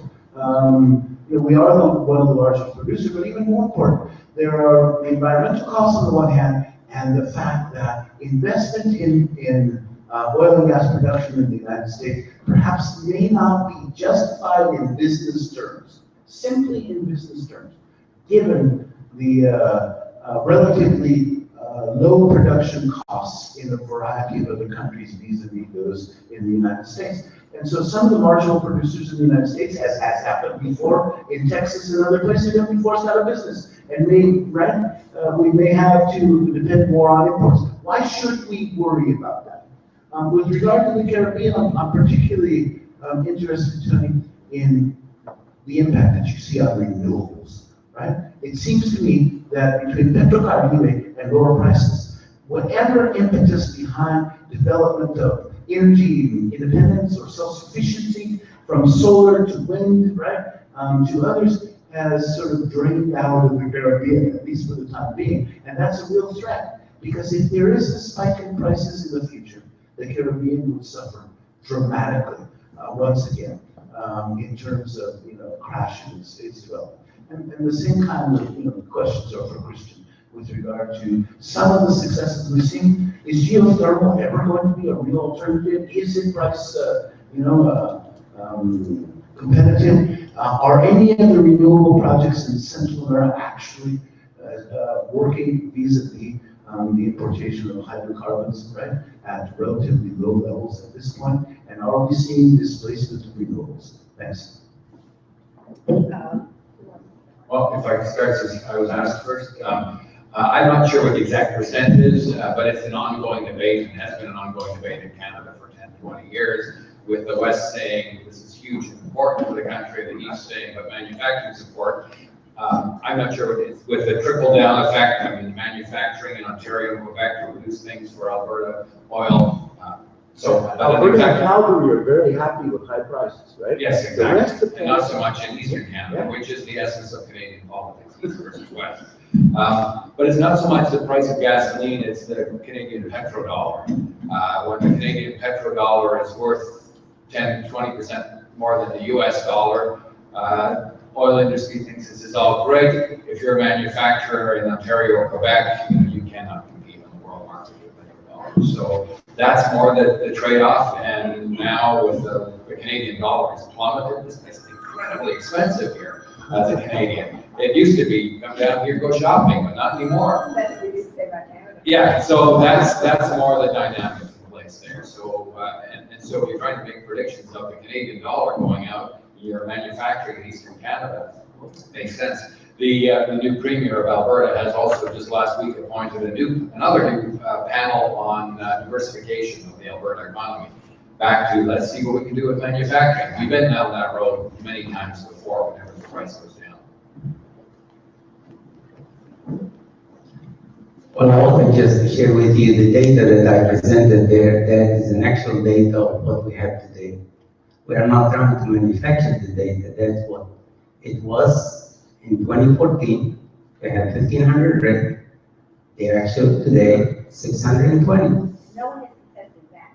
We are presenting data. We are not presenting anything else now. That is the actual data of the rig that we have. If we don't have rigs, we don't have production. Now, this is going on for this year, and it could be next year. We don't know. The problem is that we are low in production today. We are not contesting that we have a lot of product in the ground and we can bring it up. But if the price is low and we cannot sell it to cover our costs, we cannot produce it. That's why the number of rigs came down. On geothermal, I think that there's a great deal of potential, but you're right, it's hard to make that displacement. I think renewables have to be cost competitive, so solar has been stymied in the past due to high costs in terms of, unit produced. So I think, the potential is there. I am optimistic about projects that are going to come online in the near future. And I think, like I said, they really have to take advantage of the fact that the price is the way it is in terms of national budgets and everything like that. I do think that there has to be an investment. Okay, Bruce, sorry, this one? Yeah, sure. Yeah, the Caribbean takes renewable energy very seriously, okay? And I try to point that out because it's the only indigenous option for most countries, again, Trinidad is the exception, for achieving energy security. The problem is difficulties in financing projects, all right? They require high upfront capital. So I think the region has to find very innovative mechanisms that will be required to facilitate this transition. And I think something like where you have small domestic markets, innovative approaches, such as incorporating concessional financing. These are the kinds of things that will be important. So I want to... You want that from Petrocaribe? You want it from... I want it from anybody else. From anybody, the IDB, the World Bank. The World Bank, and all of them are involved. OPEC is involved, and a whole series of... That is what came out, I think, out of the meeting in Washington. There's a whole series of the US and international organizations that are willing to go after this. Now, this doesn't really, as I said, the CARICOM nations are setting this target of 20% 2017. We'll probably get to 30%, quite easily. And it isn't only international level. Trinidad and Tobago, for example, has secured a huge multi-million-dollar loan from the Inter-American Development Bank to help countries improve their energy efficiency throughout the region. So, as I said, they are long-term, but they are commitments and they will happen. Let me just hop on one point that was made a minute ago, and that is the question of a transitional fuel. And this is natural gas. And excuse my enthusiasm about it, but the point is that we have some examples. Trinidad and Tobago, the average cost of domestic energy is 6 cents per kilowatt hour, as opposed to 10 cents in the US and as opposed to 40 cents in Jamaica or anything else. The other part of it is that 100% of the domestic and industrial energy requirements, remember we have a whole series of methanol, ethanol, steel plants and so on, 100% of that power is supplied by natural gas. All right? So it's not an impossible thing. We even export natural gas, as you know, to the Dominican Republic. So I think this transition fuel idea is good. It's clean. And the big barrier, as you know, again, is the US. Because the US will not allow small trains in natural gas to be exported to the region because of something we require an FTA with another country in order to do it. And the only country with an FTA, of course, is the Dominican Republic. And none of that is going to come from them. In fact, Trinidad is supplying gas to the Dominican Republic. So that piece of legislation has to be changed. Or Trinidad, like joint CAFTA or something like that. You took it right out of my mouth. At the province as we speak, Trinidad is investing in a series of small trade ships. Okay, these are ships that take the gas directly to the consumer. Small trade, energy, and CNG, a big thing. So we see ourselves in that role. The US cannot supply. How can it supply? I mean, Cheniere Corporation, for example, they are oversubscribed. All right. That's because our president will not approve additional LNG export. I agree with you, I agree with you. So, Mr. Fernandez, I'm going to take advantage of the opportunity that's been handed to me and Kate. Yeah, just to clarify something, I know that the environmental footprint of natural gas is half of that of coal. What I don't know is what is the comparison of the environmental footprint of gas versus oil? Anyone know that? It's lower. What? It's much lower. It's like 1/3 lower. Oh, okay, thank you. And one final remark? Yeah, just that, if you can, how much lower depends upon the type of oil we're talking about, and the type of coal we're talking about. And as a rule, anthracite versus methane, anthracite is between, according to the Energy Information Agency, between 92% and 106% more polluting than natural gas. So it is substantial, even compared to, don't forget, a lot of places burn something called residual bunker fuel. That shit's really dirty, it's almost as bad as coal, you know? And you got heavy diesel, and so natural gas is the way to go if you want a dramatic drop. But the only other thing I wanted to mention, I'd like this to be out there and talking about it as we go through alternatives today. And this is not to say I don't support alternative green renewable fuel, but merely we need to understand that still, given today's technology, we need something capable of providing a 24/7 base load, always, everywhere, in all the markets. Whether you have solar, always is in conjunction with, as well as wind turbines, another source of energy. It's going to have to be nuclear, or it's going to have to be natural gas. It's going to have to be something that could produce that need, unless you want to have brownouts, unless you want to have several hours a day where you have no electricity. There is no alternative right now with fossil fuels that's going to supply 24/7. So I think that it's important to keep that out there as we talk about this. One last thing, my view is we need a carbon tax, and we need it today.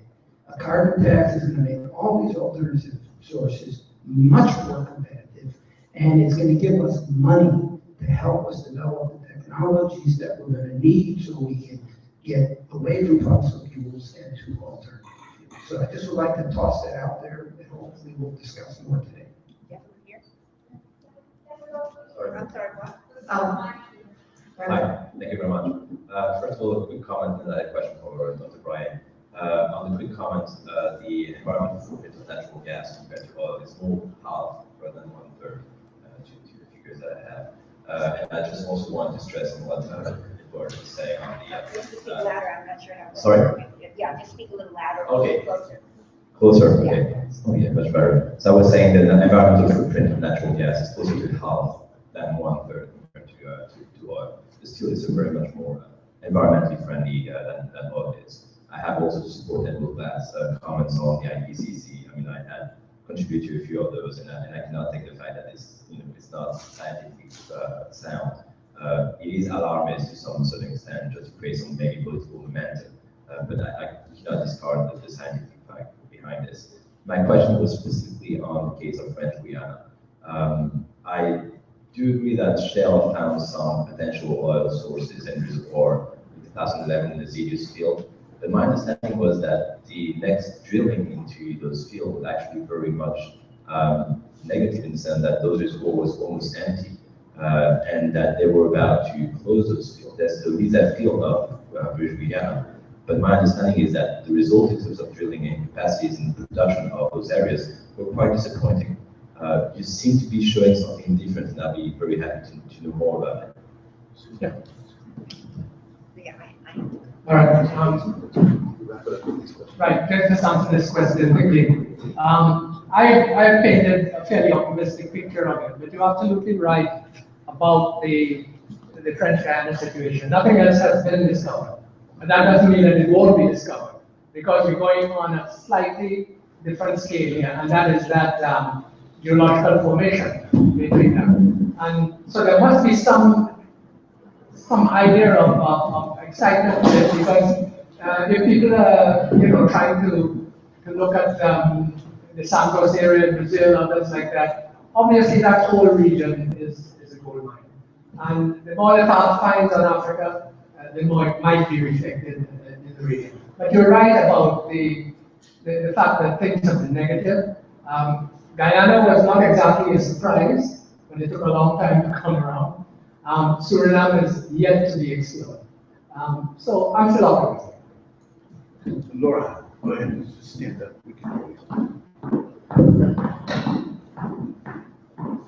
We're gonna do about 3 or 4 more minutes and then we have to take a break.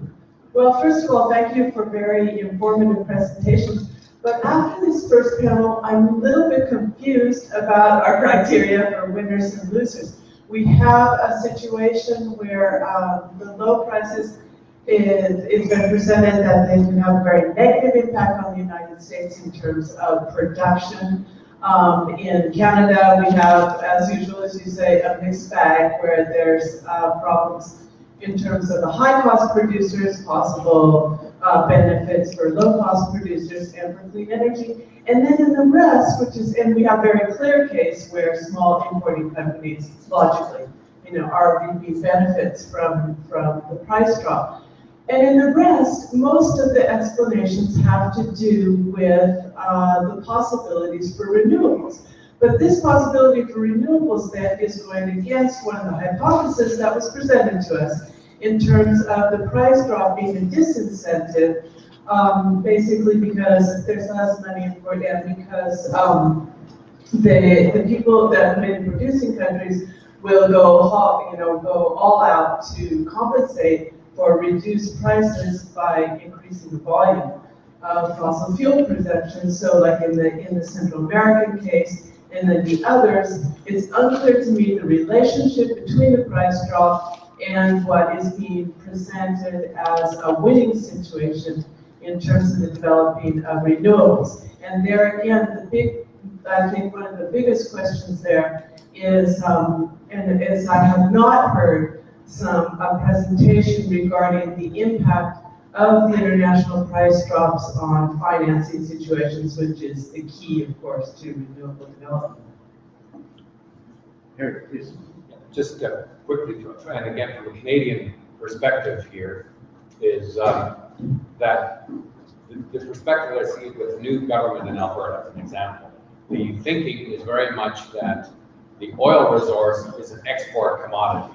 And it's to be, we've got to reduce the emissions from oil in order to get access to pipelines to get to the international markets. But that's going to be policy driven to get some sort of carbon tax or some sort of something in place to reduce those carbon emissions. But at the same time, internal domestic supply of energy can be supplied increasingly by renewables and non-carbon emitting sources. So in Alberta, we still have more than 50% of electricity is generated from coal-fired generation.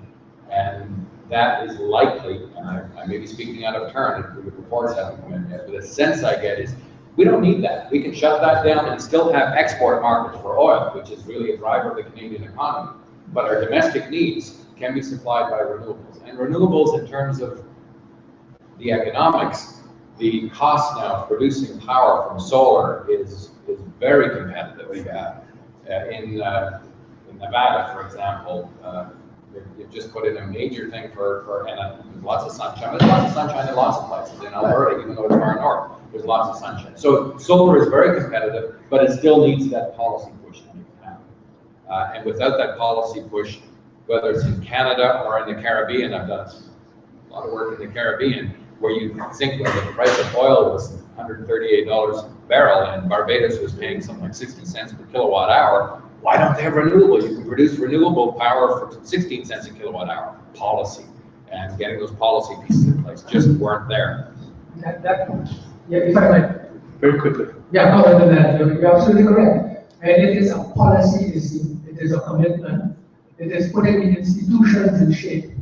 It is knowing that you have a resource. I mean, geothermal in Dominica, Barbados is almost, good Lord, more than 60-70% solar energy.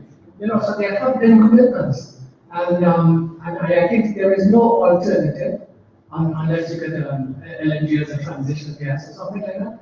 There's no alternative, and the countries have gotten very seriously attuned to it. And it's, I agree with Ed on this as well, that it's a co-locating. I'm speaking of the Caribbean now, it's on the island of Bonaire. When I was there, it's one of the Dutch Caribbean islands. 60% of their power was coming from renewables, but they had it backstopped with natural gas. Yes. No sun during at night and no storage capabilities, which is its point here. Your question is really quite apropos, not only for this conversation this morning, but for the larger proposal of this conference and of the book itself. We are quite interested in what the trade-offs are. I'm extremely worried, as I put forward in terms of the hypothesis, that what we're going to see is lower prices displacing, right, policy emphasis on renewables. Tony has mentioned the possibilities of financing. Well, who's going to finance it, Tony? That becomes the real issue.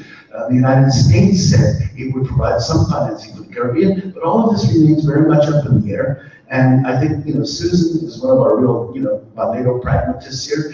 Her argument would be that as long as oil is competitive, it is going to continue to supplant or displace the renewables. And that's going to be true in the United States, it's going to be true in the Caribbean, it's going to be true in Central America, and we've seen this time and time again. So in all of the papers and all of the presentations, right, in your final drafts, I very much hope, right, that we get at least some focus on those kinds of issues, because it is the medium and longer term possibility that is being undercut by the short term price. Okay, we're going to take one more question, Herbert. And okay, Mr. Espinosa, and then Herbert, and then we're going to have to close this session down. It's just three comments. One, the first one is that when we talk about alternatives, it's just in the electricity market.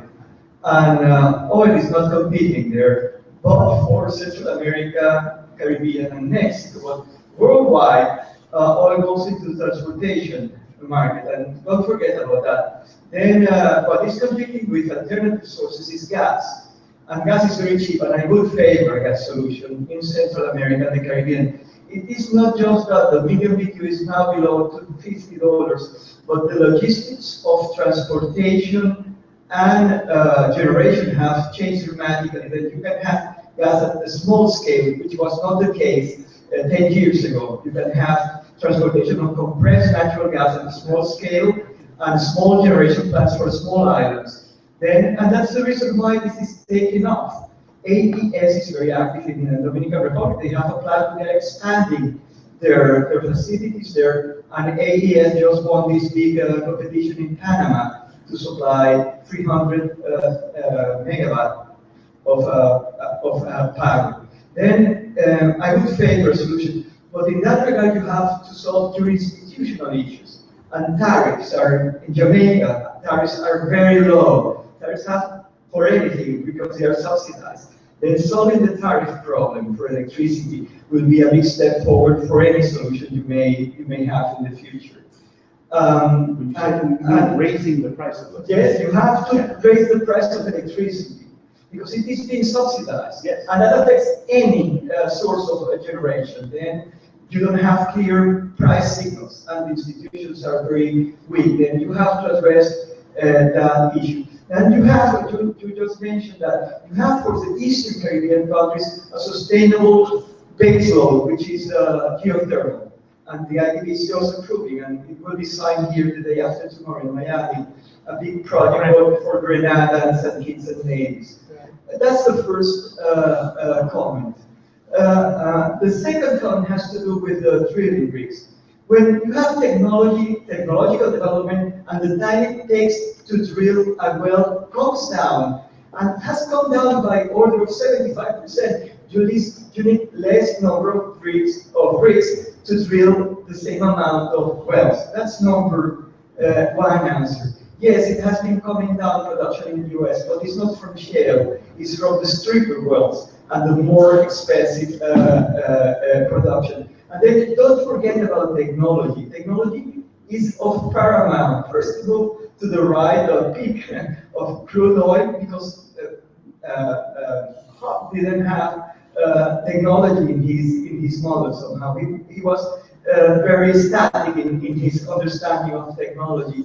number one. And number two is that technology, or the combination of technologies, has been key to develop shale. And those technologies will keep evolving. Then I would say that we have to be prepared, and that's my presentation at home, for prices in this order of magnitude going forward.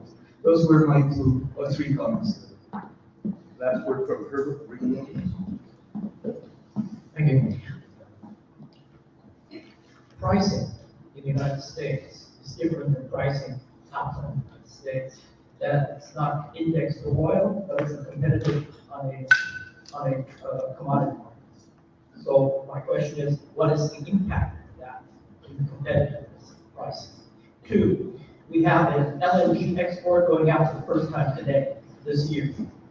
So third issue is the Japanese is the biggest consumer for the shale gas today.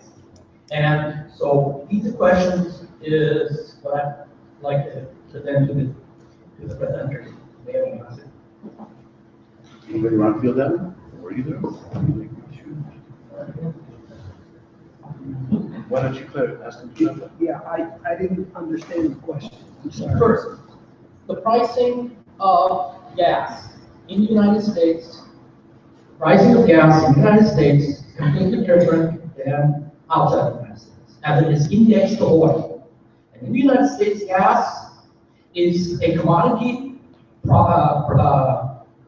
commodity item which is daily being priced. So what is the price differential? Secondly, we have, for example, $2 to $3 is the gas today. But the problem is for LNG is that it makes $18 or $19 per cubic feet or per cubic foot. How does this affect our competition with those different pricing? Yeah, well, keep in mind that there isn't just one gas. That you can export ethane as LNG. That costs a lot of money, the tankers and the import-export terminals. You can export gas as propane. Propane doesn't require that kind of huge upfront capital infrastructure investment. And there is a huge abundance of propane today in the United States and around the world. And so it's becoming, for example, in Aruba, there's a proposal right now to do away with using basically bunker fuels to drive their electrical generation and substitute propane. Just, propane like you use in your grills in your backyard. And then there's compressed natural gas, CNG. Again, that does not require the same kind of infrastructure that LNG does, or propane. But CNG is, as far as I know, as an export item, still not something that's having an important impact on gas prices.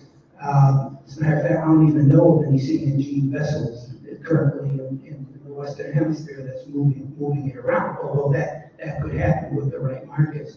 So, I mean, the price of gas outside the United States is obviously a lot more expensive because they don't have this huge abundance right now available to them that we do in the United States. So that accounts for the price differential.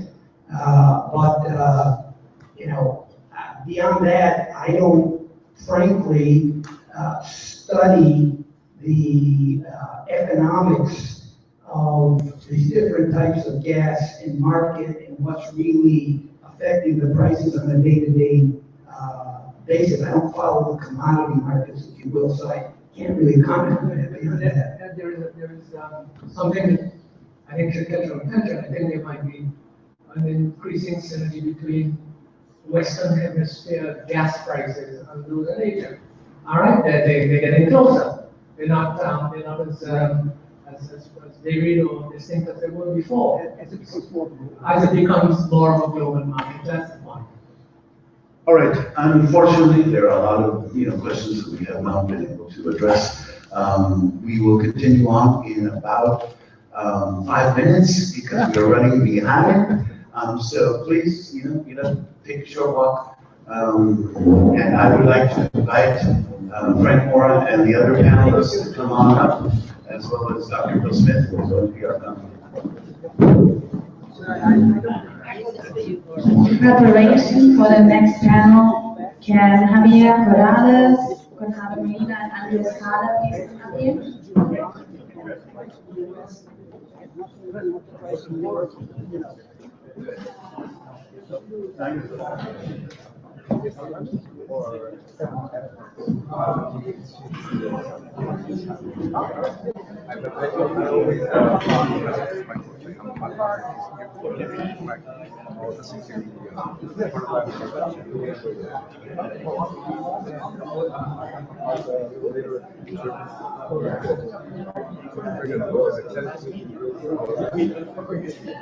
Yes, oh, actually, in the next panel, you're next.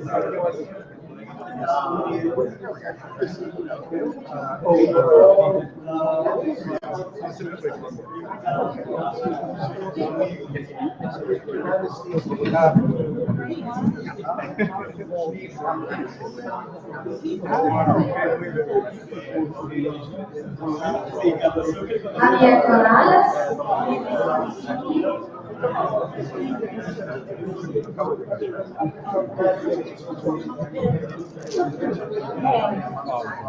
Oh, perfect. Okay. You have a novel? Okay, perfect. So you're good. You can speak up right. Thank you.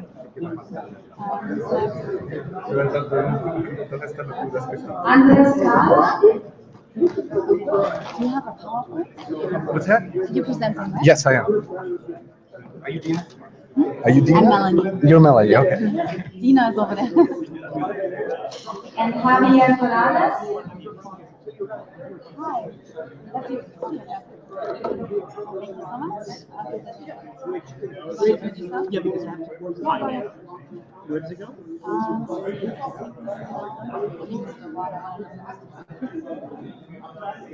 Is there like Oh, it's the other side. So it's over here.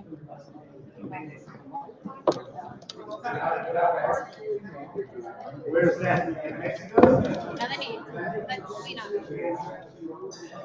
let me get this download. No, I have to get this PowerPoint download. Just minimize this. I can't get a cursor.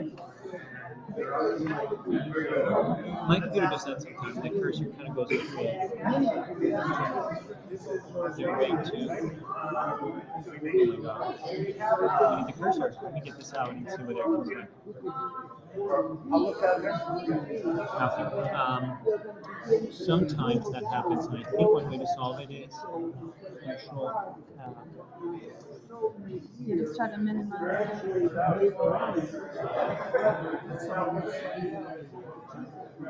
I don't know. Then we have a mouse? I know you're having trouble. Let's do escape. Is this what comes now?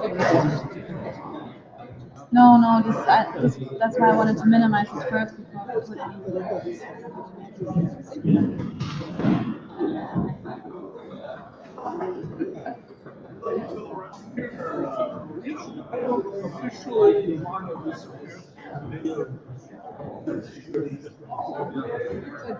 We need the cursor.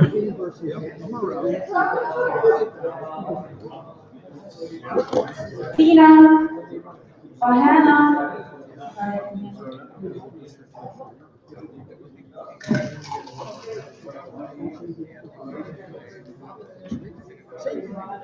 I'll keep playing with it, but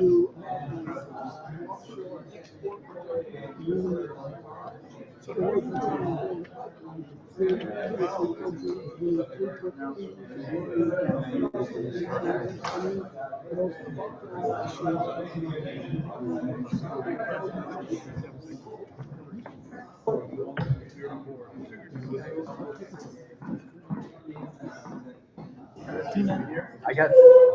I'm not exactly sure where.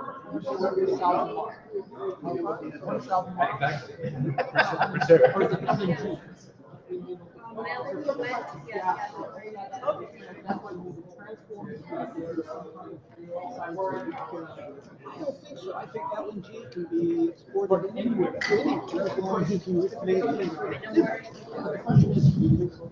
Naturally. I'm just exporting. You can export that out. The oil and gas pipe is $6,000. That's natural gas. That's natural gas. That's why I said that. From the north. But there was something that was or was it? We're in the. There was something about some type of and I don't, I could check it out. I don't recall ever seeing it. I just had it. Are you in business? International relations. Oh, okay. I thought maybe international business because you seem a little more knowledgeable. Well, I'm more in all. Thank you very much.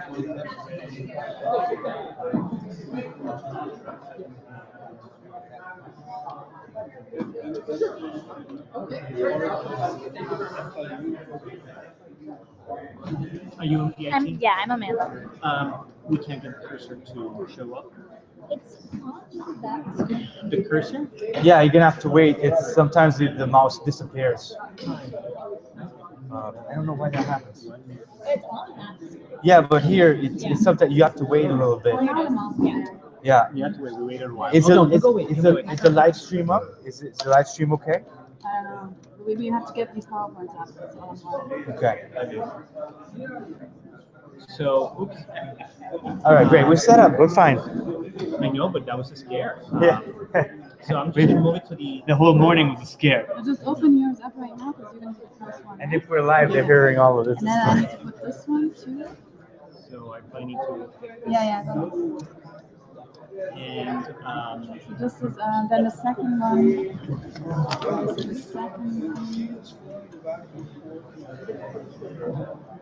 So this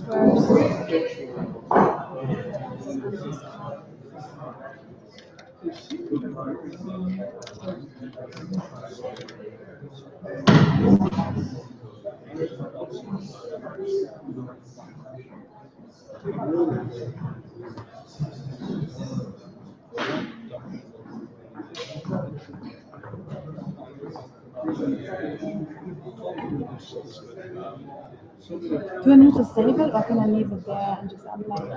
If you transfer to the desktop, it should be. What if I just unlock it right now? It should, yeah. It stays, right? Thank you. Okay, so now, so if this happens again, the mouse, this way. I mean, I'm not sure, but I recommend this swipe this week about that.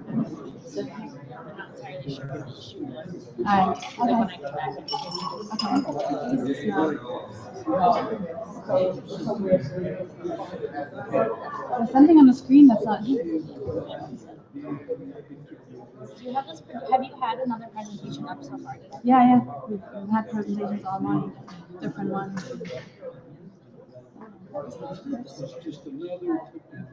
This is the one that's going to be now. So you can begin. Yeah, thank you. Thank you.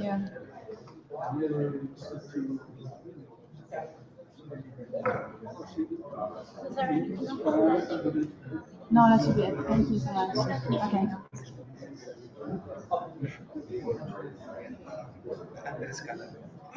I am too, but from the beginning I was optimistic on the cake. She said all the right things.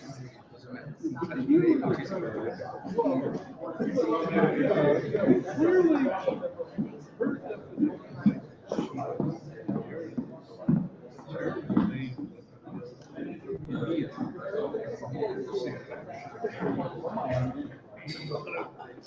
no, we clearly that was going to be. She says the question is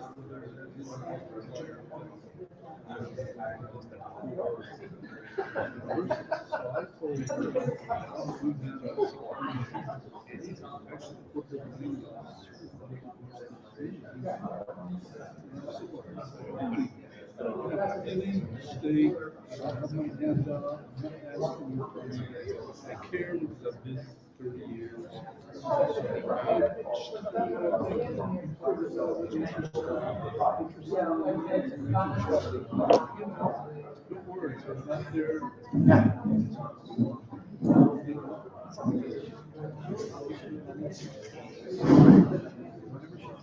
I understand.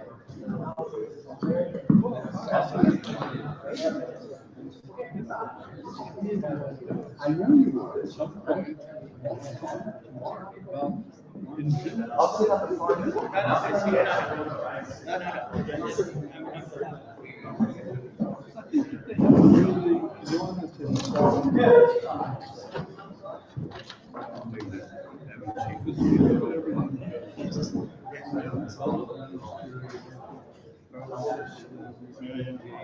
Okay, we're going to try to get started again. So Frank, it's okay. Okay. Let's begin, and I'll wait for all the conversations to end. First of all, my name is Frank Moore. I'm the director of the Kimberly Green Latin American and Caribbean Center, and I want to thank Bruce and Dina for inviting me and this opportunity to co-sponsor this event and be part of this research project. You know, we go back to the categories of winners and losers, and it looks like we have a loser panel today. You know, the question was made, I think, by Laura, whether these are appropriate criteria, because listening to the morning session, we find that within the region, there are winners and losers. Within even countries, there are winners and losers. And those winners and losers sometimes occur over time. Sometimes the winners become losers after a period of time. So it's very difficult to put these into sort of neat categories. So I leave that to the editors of the book to wrestle with that conceptual aspect. But we do have countries here that are represented by our scholars and experts who will be talking about some of the countries, at least at this point, that are not doing so well from this dramatic change in the market. I find it interesting that I think because of the gentleman right next to my right, that this is going to be an institutional policy challenge that makes these particular countries and governments losers.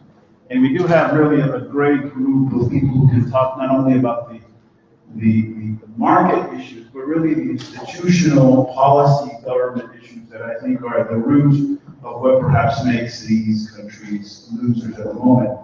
We're going to follow the list as it is in the program, and we're going to I'm going to be a little tougher perhaps than Susan was in keeping my colleagues to 15 minutes, since we have a bit of a larger group here on this panel.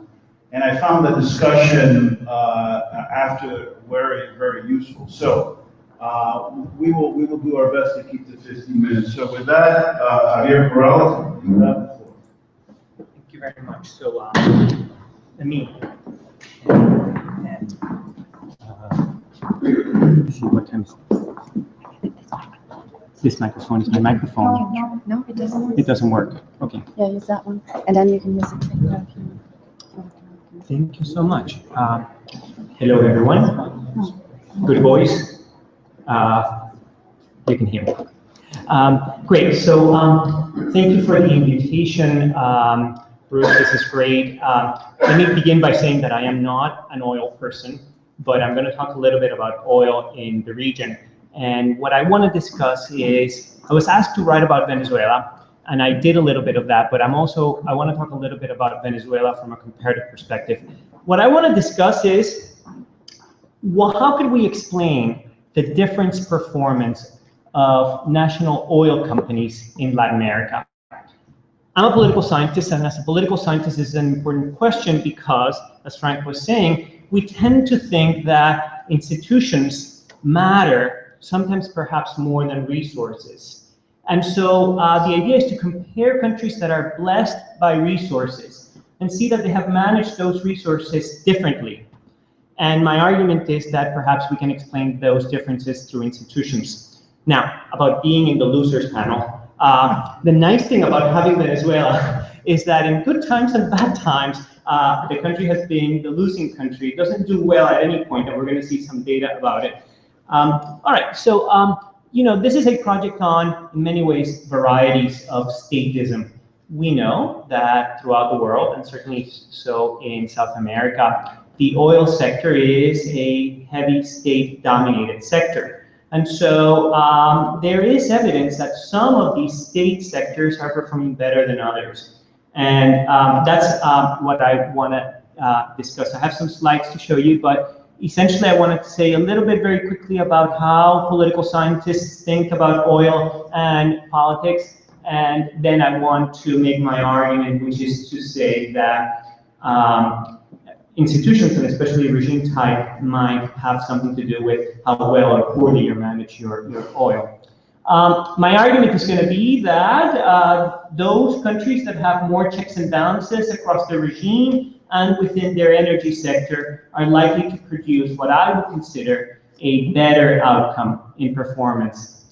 We just skip this part and say that traditionally in political science, we see this relationship in the inverse. We tend to, let me just stay there, that resource dependence will determine the kind of country that you're going to have, the type of politics.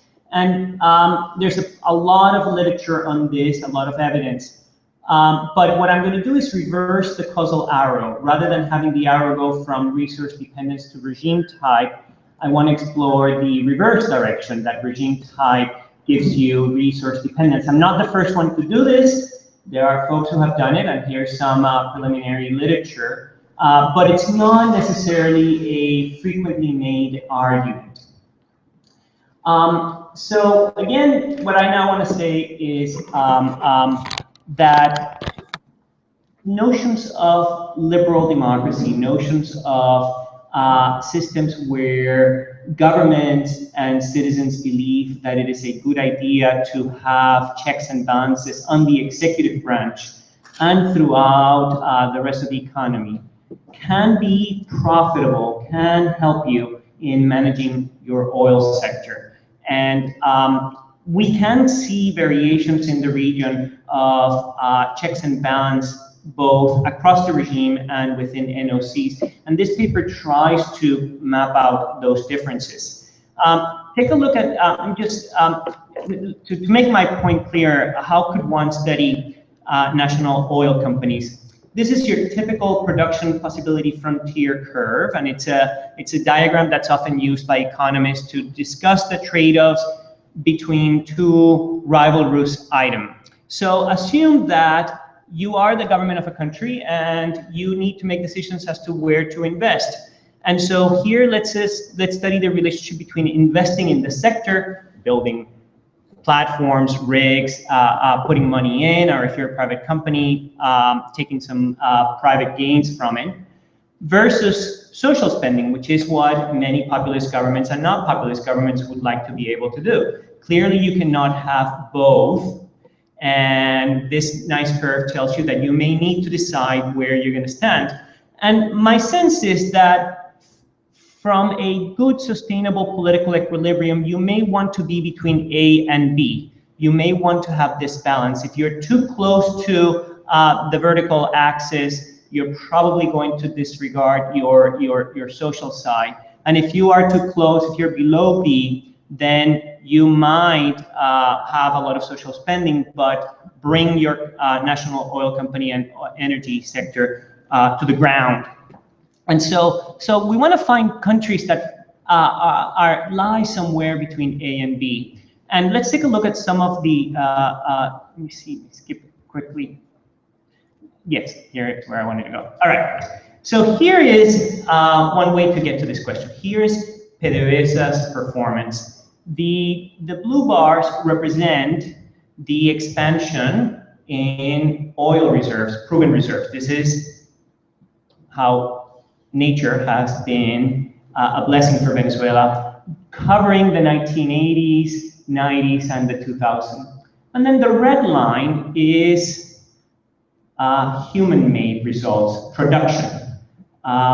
This picture right here tells you a lot about why Venezuela is probably one of the worst performing petrostates in the world. Even during good times, from 2003 to the present, despite having high oil prices and more reserves, production has been chronically declining to almost crisis level. And compare that to Brazil. Brazil has been also equally blessed with geological discoveries and proven reserves, and it has been able to keep up with production over the years. It has stabilized a little bit more recently, but it certainly had almost the complete different performance than Venezuela.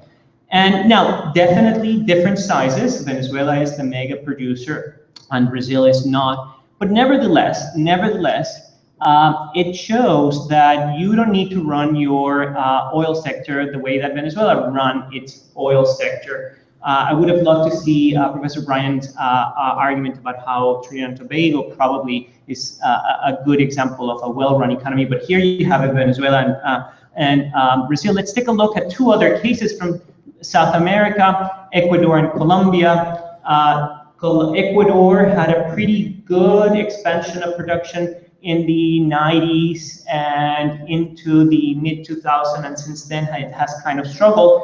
And then we have the really amazing performance of Colombia, a much smaller oil sector that reversed its trend during this period, showing that it can actually do even better than what geology is bestowing on it.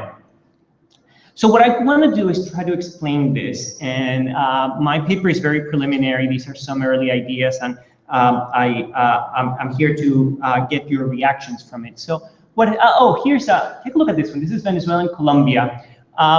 This one is interesting because these charts show production as well as labor employment. In the case of Colombia, what I want you to notice is that production has gone up. That's the light color line. And employment has gone up as well, which is what you would expect in a company that is growing and expanding. But take a look at Venezuela. In Venezuela, production has stagnated. It has actually remained low and flat. And employment has skyrocketed significantly, which tells you a lot about the degree of clientelism to which this company is being subjected to. And this is, to me, a very interesting example of this different way of managing your oil companies. And it's hard to get data on employment figures, but I have been able to get figures for some countries. If you guys have evidence for me of employment data in national oil companies throughout Latin America, I would be interested in getting access to some of those numbers. So there is an enormous variation. That's my most important point. Not all petrostates are created equal. It's not just differences in oil reserves or in technology, but it's also differences in managerial performance. So my basic argument, and I just want to state it very briefly without expanding, is that perhaps the most important explanation for Venezuela's terrible performance has been how the regime starting in 1999 has experienced a steady decline in the use of checks and balances. We know that under Hugo Chavez, the country became a sort of one-man nation with very little contestation, very little capacity of non-government forces to exercise any type of bargaining leverage, and that this trend has continued under Maduro, Chavez's successor.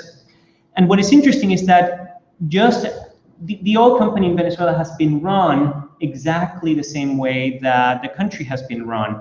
The government has eliminated all forms of checks and balances within the oil sector. The autonomy of the company has been compromised. The president, the government, uses PDVSA as a personal bank account.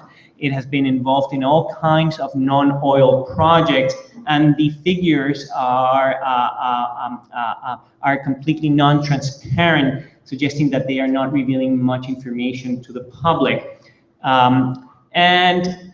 What has happened is that essentially the president has not had any vetoes or any checks on anything that the president has wanted to do. So we have seen, therefore, the cannibalization of an oil company.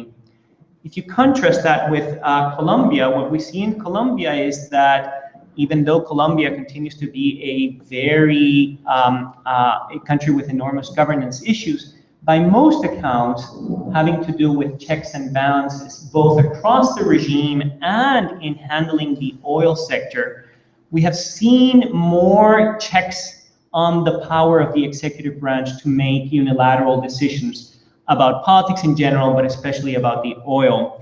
And so Ecopetrol, the national oil company in Colombia, is able to make its own decision. It's able to engage in negotiations with the executive branch. It's able to form coalitions on behalf of, we cannot just let this sector go under. And so Colombia would be my case of a situation going back to my original production possibility frontier curve that would lie somewhere between A and B.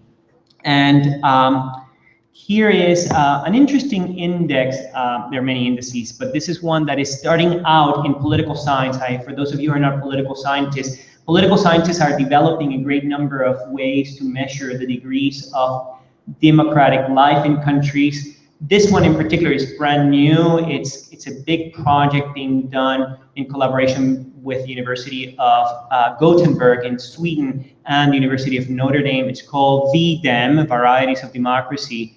And it tries to capture many aspects of democracy. And this particular indicator captures what I'm talking about, the existence of checks and balances, the existence of mechanisms to check the arbitrary behavior of the executive branch.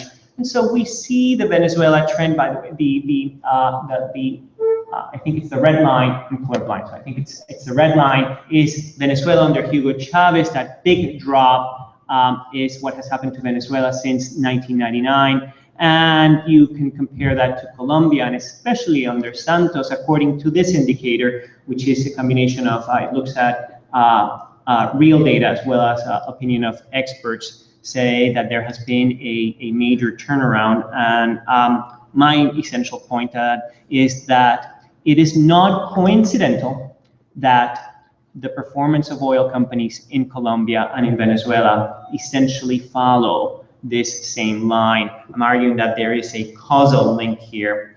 What I want to do at some point, and this is sort of like for future research, is to extend this to other cases. This is the way the argument would sort of work.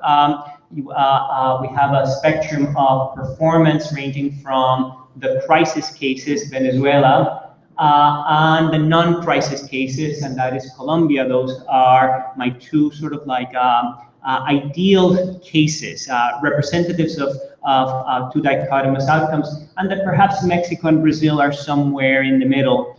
And there you see the list of the variables that I would want to look at to do this analysis. But you can see from this chart where I'm going with this in terms of trying to explain this performance. That's really all I have to say. Thank you so much for your attention.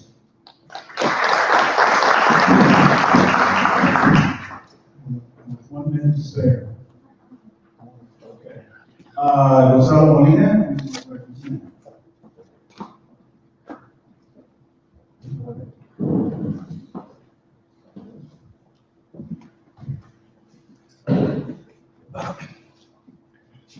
Hey, so I'm happy to follow Javier. We both are political scientists, so in that sense, I think I'm going to be building a lot off of what he said. I'm in political risk, so I'm often looking at what effects are the politics going to have on an investment, right?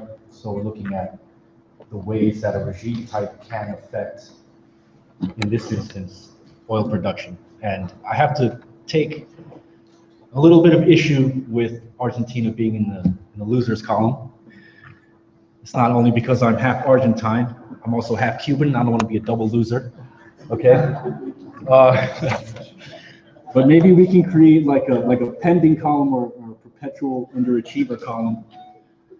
And I'm going to kind of make the case here that we might want to put it into the winners column over the next 5 to 10 years. And it all depends on what's going to happen pretty much this month. The Argentine presidential election is going to happen later this month. And then the next round will be in November. Depending on who gets elected, we could be looking at someone or a series of people in power who are going to be directing Argentina and the vast resources that I've recently discovered. So Argentina is almost not in the game yet, so I think it's a little soon to say whether they're winners or losers, but we can look forward and think about whether they will be winners or losers. So the way that I did that was looking at something that I think Javier touched on, which is the resource curse, right? Does regime type have an effect on output, and does output have an effect on regime type? So obviously there's been a lot of studies on that. Middle East, you see that there's leaders who get a lot of income from rents, from oil and gas, and then they've diminished democracy. And because we only have certain ways of figuring out how to measure democracy, we have an imperfect way of understanding this dynamic. Now, if you look specifically at Venezuela, there are some statistically robust measurements that suggest that Hugo Chavez was able to use the money that he got from oil to undermine democracy, right? To put it one way. So could the same thing happen in Argentina? That was the basis of my inquiry here. Now, there are 3 specific ways that I think it could happen in Argentina, and that it did certainly happen in Venezuela.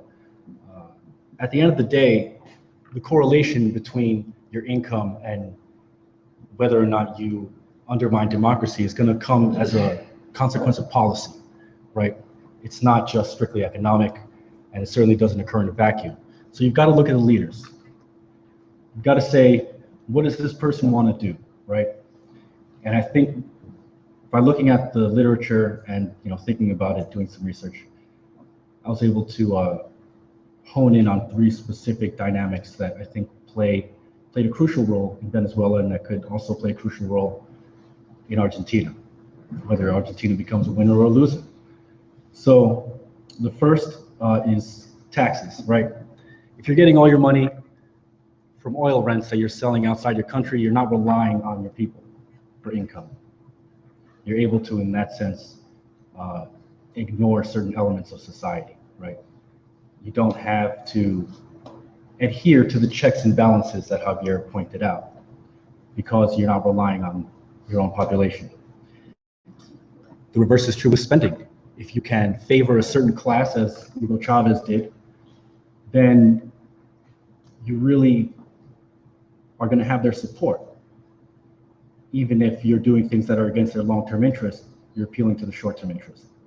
So you see a great expansion in social spending in Venezuela in the 90s and through the death of Hugo Chavez, and obviously continued now with Maduro. So the third way is repression, right? Funding military to challenge internal groups, civil society groups.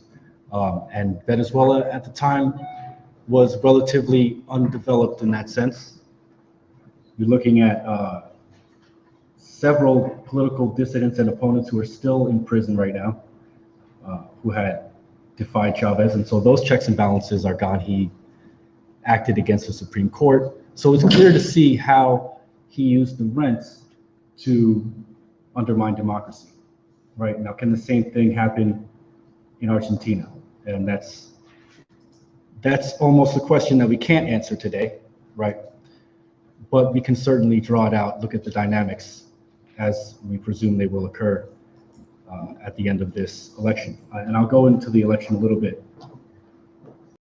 to put everyone on the same page. So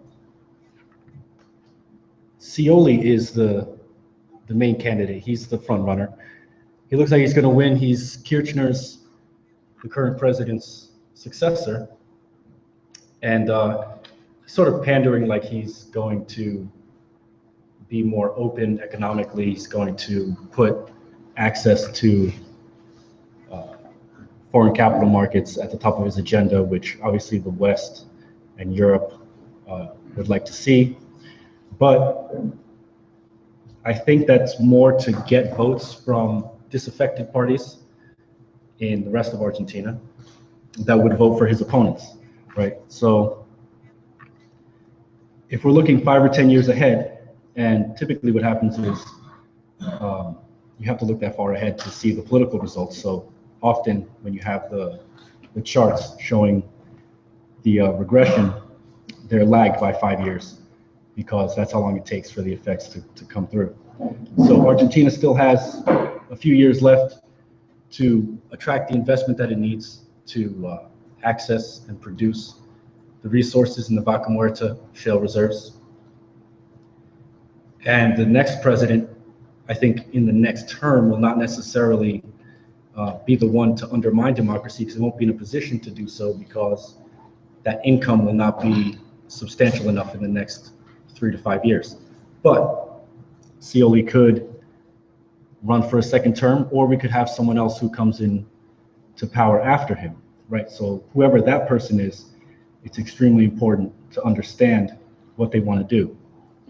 Now, judging whether the same thing that happened in Venezuela will happen in Argentina, we've got to look back at those 3 effects, right? The taxation effect, the spending effect, and the repression effect. To keep it quite simple, Argentina is a bit more developed than Venezuela. Essentially, the range of GDP per capita for countries that fall victim to the resource curse is between 5 and 15,000. Venezuela in the early 90s was at the bottom of that range. Argentina's, after discovering all the Vaca Muerta shale reserves, at the top of that range, around 15,000, 14,000 GDP per capita. So in that sense, it's a little bit less vulnerable, right? Now, with taxes, they also are significantly more developed than Venezuela, and going into spending and repression, there's the sense that in all of these categories, Argentina is more developed than Venezuela. And so at the end of the day, Argentina is significantly less vulnerable to the resource curse than Venezuela was under Hugo Chavez.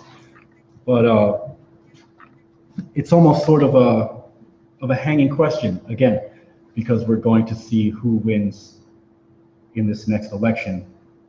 And we want to look out to that,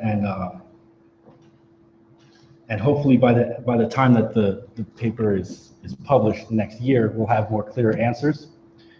But my initial conclusion is that Argentina is significantly less vulnerable to the resource curse over the next 5 to 10 years than Venezuela was under Hugo Chavez. Now, I guess I could look at the actual price drops today, right, which don't really paint the whole picture because, again, we're looking ahead. But just looking at it today, Argentina's government is paying about $75 per barrel to domestic producers, which is obviously a lot higher than the international prices. So there's a certain dynamic here where Argentina is able to attract foreign investment right now because domestic producers are getting a guaranteed price of $75 per barrel. But what happens when the next administration comes in and challenges those price controls, right? These are the kinds of questions that can only be answered by the next administration, and kind of leaves us hanging because, you know, we'd like to resolve this question of market optimism that we see for Argentina, but at the same time, we can't be too optimistic because it's still Argentina. They're almost guaranteed to disappoint, and I just say that unfortunately. But I guess I'll just wrap it up, because that's the essence of my paper, is just to decide what's going to happen in Argentina. And ultimately, I think that you can be optimistic. The money's going to be there to come into the Vaca Muerta, but the long-term sustainability of that project really depends on the policies of the next administration. So assuming that it's going to be Scioli, I think that you can be fairly optimistic, but again, the real challenge is that the effects in terms of undermining democracy will not be felt until the term after that. So it's going to be a 5 to 10 year outlook. And that's sort of where the question lies right now. So I'm just going to leave it there. Thanks. Same time. Okay, so we talk about Colombia.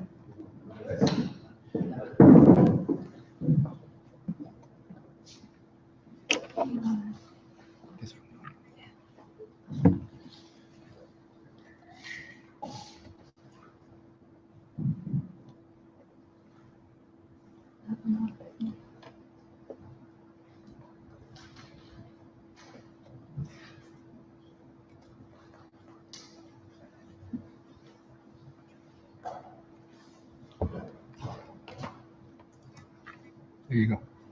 It works, okay. All right, go ahead. Go ahead, I'm just doing the stream. I'm gonna put this here, because well, hello, and number one, thank you, Dr. Bagley. Thank you, University of Miami. Sponsors, got to thank them as well. And the second thing, I'll apologize for looking like Raggedy Andres. Just came back, just flew from Madrid through Mexico for some reason, because that's the way that's the way American Airlines did it. But anyhow, it's been a crazy adventure, but I didn't want to miss this for the world. So I guess let's get getting a little dirty.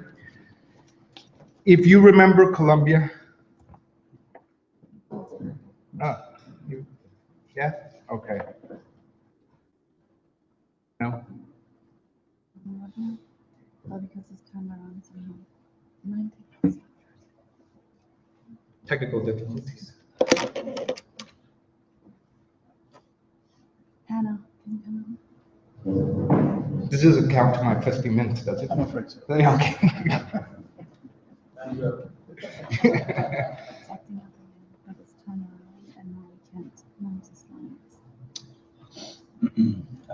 There's nothing we can do. Just can you go on? Can you?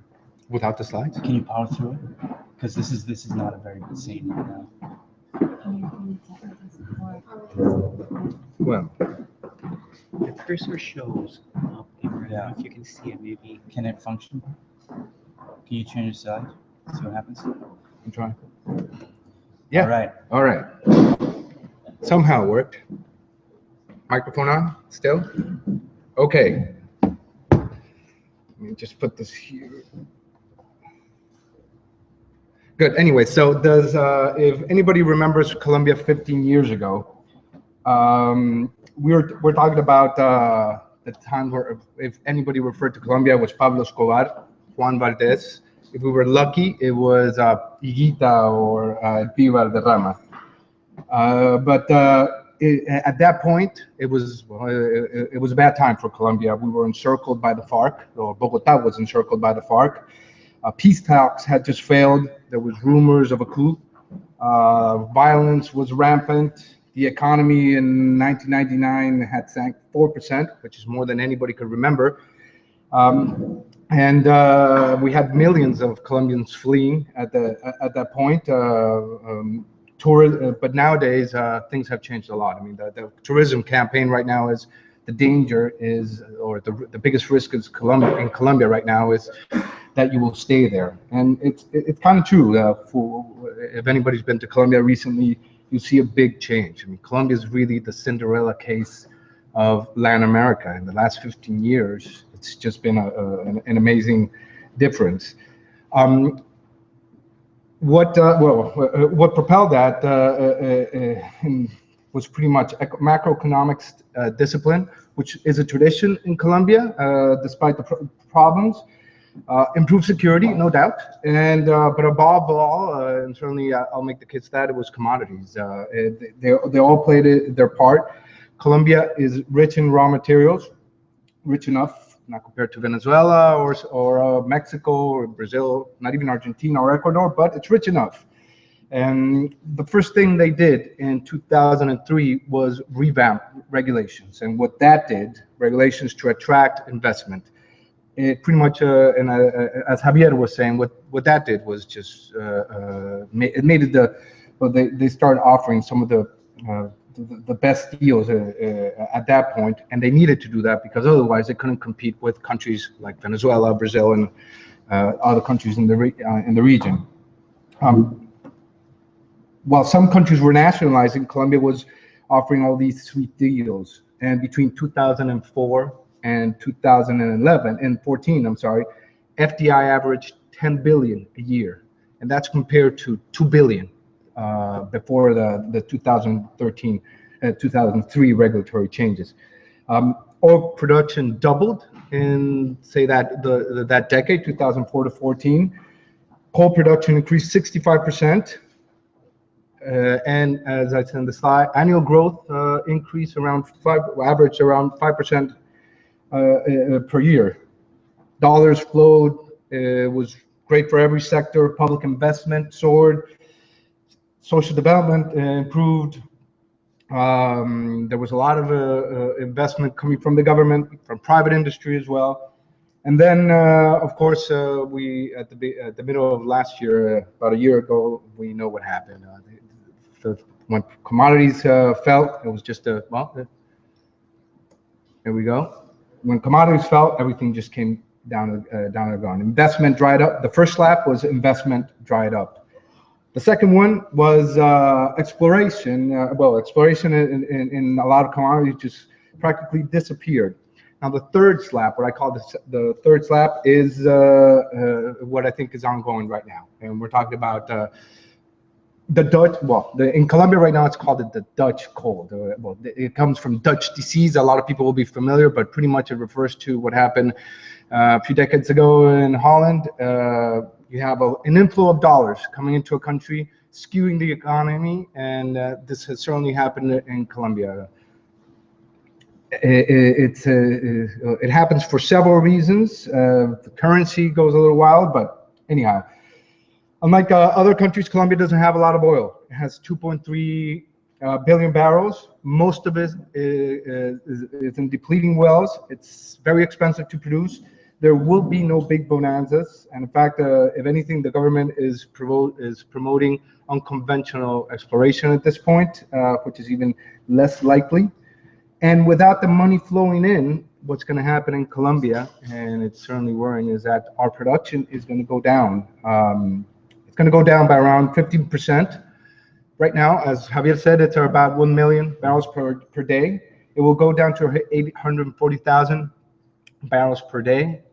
That's according to the IEA, International Energy Agency. And this is happening, of course, as oil prices will remain low.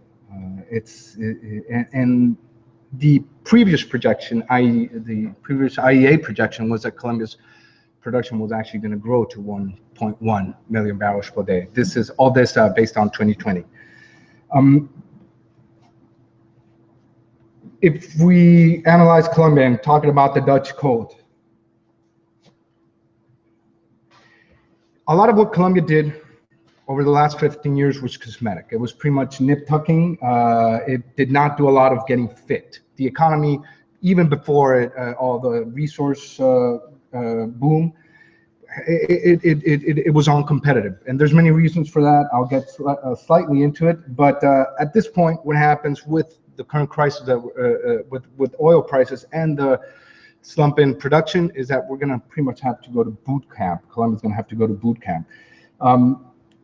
Here we see, of course, what happened to FDI. Now, I only put first half data, and you can see what's happened so far. That's minus 40% for oil and mining investment in the first half of 2015. 23% less. The share of state income, it's just been depleted. This is one of the most serious aspects, of course. Colombian government, a lot of all the wonderful things, a lot of the Cinderella story, the positive stuff, it happened because the state had a lot of resources, and it had a lot of resources for several reasons. One of them, of course, was royalties and different sorts of state income. If it kept on increasing since 2004, what the projection from the finance ministry for 2015 is 7% of state budget. That is a serious decline for any government to take, especially one that does comply with the finance discipline that is required. Exports and currency, same thing. You see the same trend. Our currency, we used to trade 2,000 pesos per dollar. It's now at 3,000, and I'm averaging here. And this all coincides, of course, with exports. Our exports, this is export value in billions of dollars. It plummeted 31% in this first half, 43% for oil and coal. Of course, that is the main reason, and that also explains and is a typical, well, it's a typical symptom, so to speak, of the Dutch disease. Now, to put that into a little context, and I think this is important, what this means for Colombia.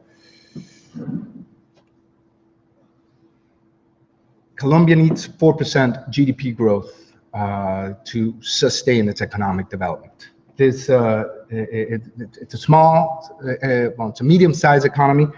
It doesn't have the population of Mexico or Brazil to sustain it in terms of internal consumption. So it needs 4%. At the very least, this according to its own government, of course, and to economists.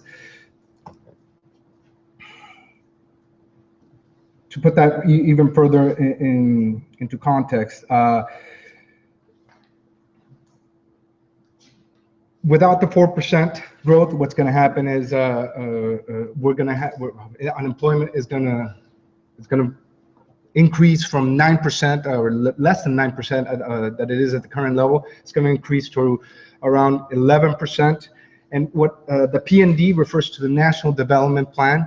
This is the master plan of Colombia. It's a 4-year plan, and and this is where you see the biggest cut, 11% cuts. It's not just a public sector investment; it's also privately funded. 11% cuts are going to have a huge impact on Colombia's, on its own development plans. Those development plans, we're talking about education, infrastructure. It's just not. There's not going to be a lot of that money that Colombia needed to achieve its own 850,000.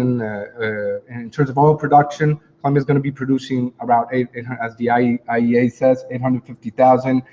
Around $70 sound about right? Well, under that scenario, throughout the remainder of this decade, we're talking about, and this is according to the UN, we're going to lose 6 years of anti-poverty measures. The goal of having 31% of the population within the middle class will be delayed for 4 years. The GDP will grow 13% less. Under these scenarios, and even then we're talking semi-optimistic. And I do want to make one small caveat on education. Education is at least one of the biggest concerns, because we're talking about long-term growth. If a country cannot educate itself, we all know the consequences. Colombia has only a 45% post-high school rate of education. That compares to an OECD average of 70%, or Argentina 78%, Chile 74%. If education falls, and it will inevitably because it's part of the PND of the National Development Plan, we cannot sustain even our long-term plans, and this involves, of course, our oil industry. This is where it's going to come from, after all. You sure? Okay, so moving it up,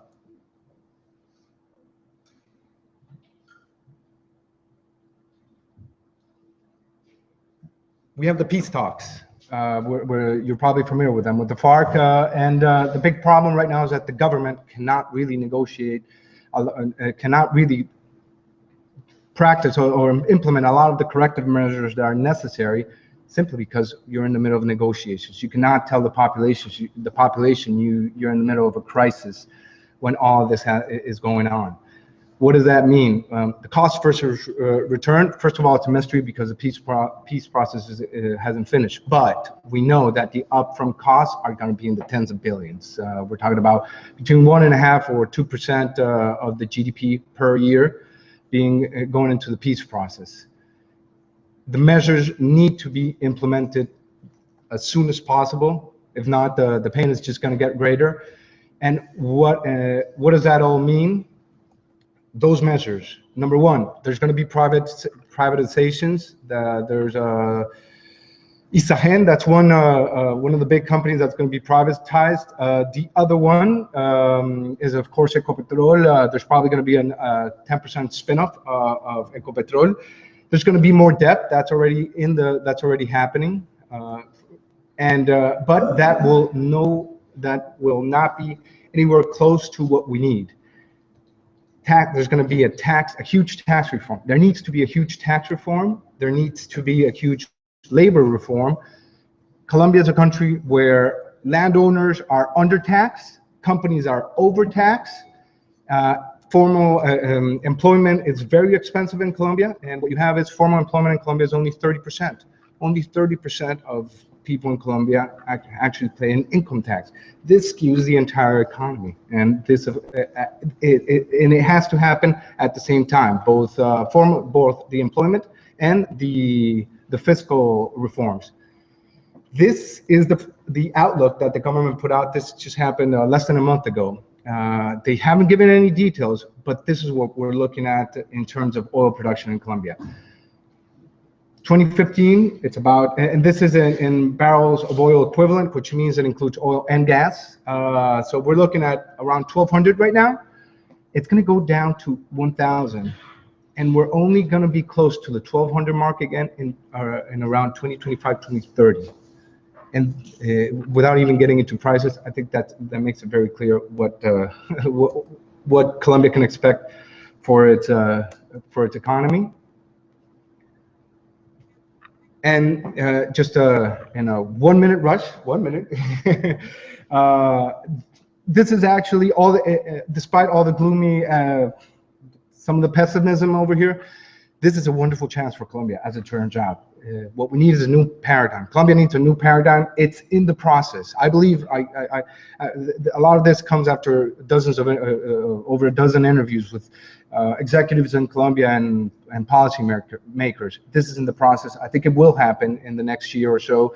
Probably it will start being implemented by the end of 2017, and that depends a lot on the peace process, of course. But there's a couple of catalysts. The oil price has tumbled, as we know. There's a peace process as well. If Colombia uses both of those catalysts, they can implement a lot of the reforms that are needed right now.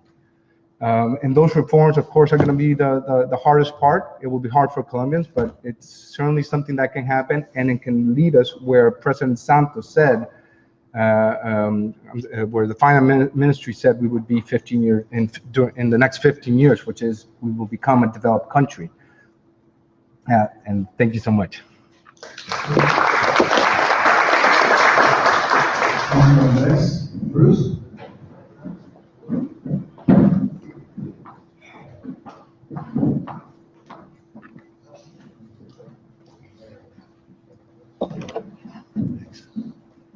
I'll just close that for me. Yeah.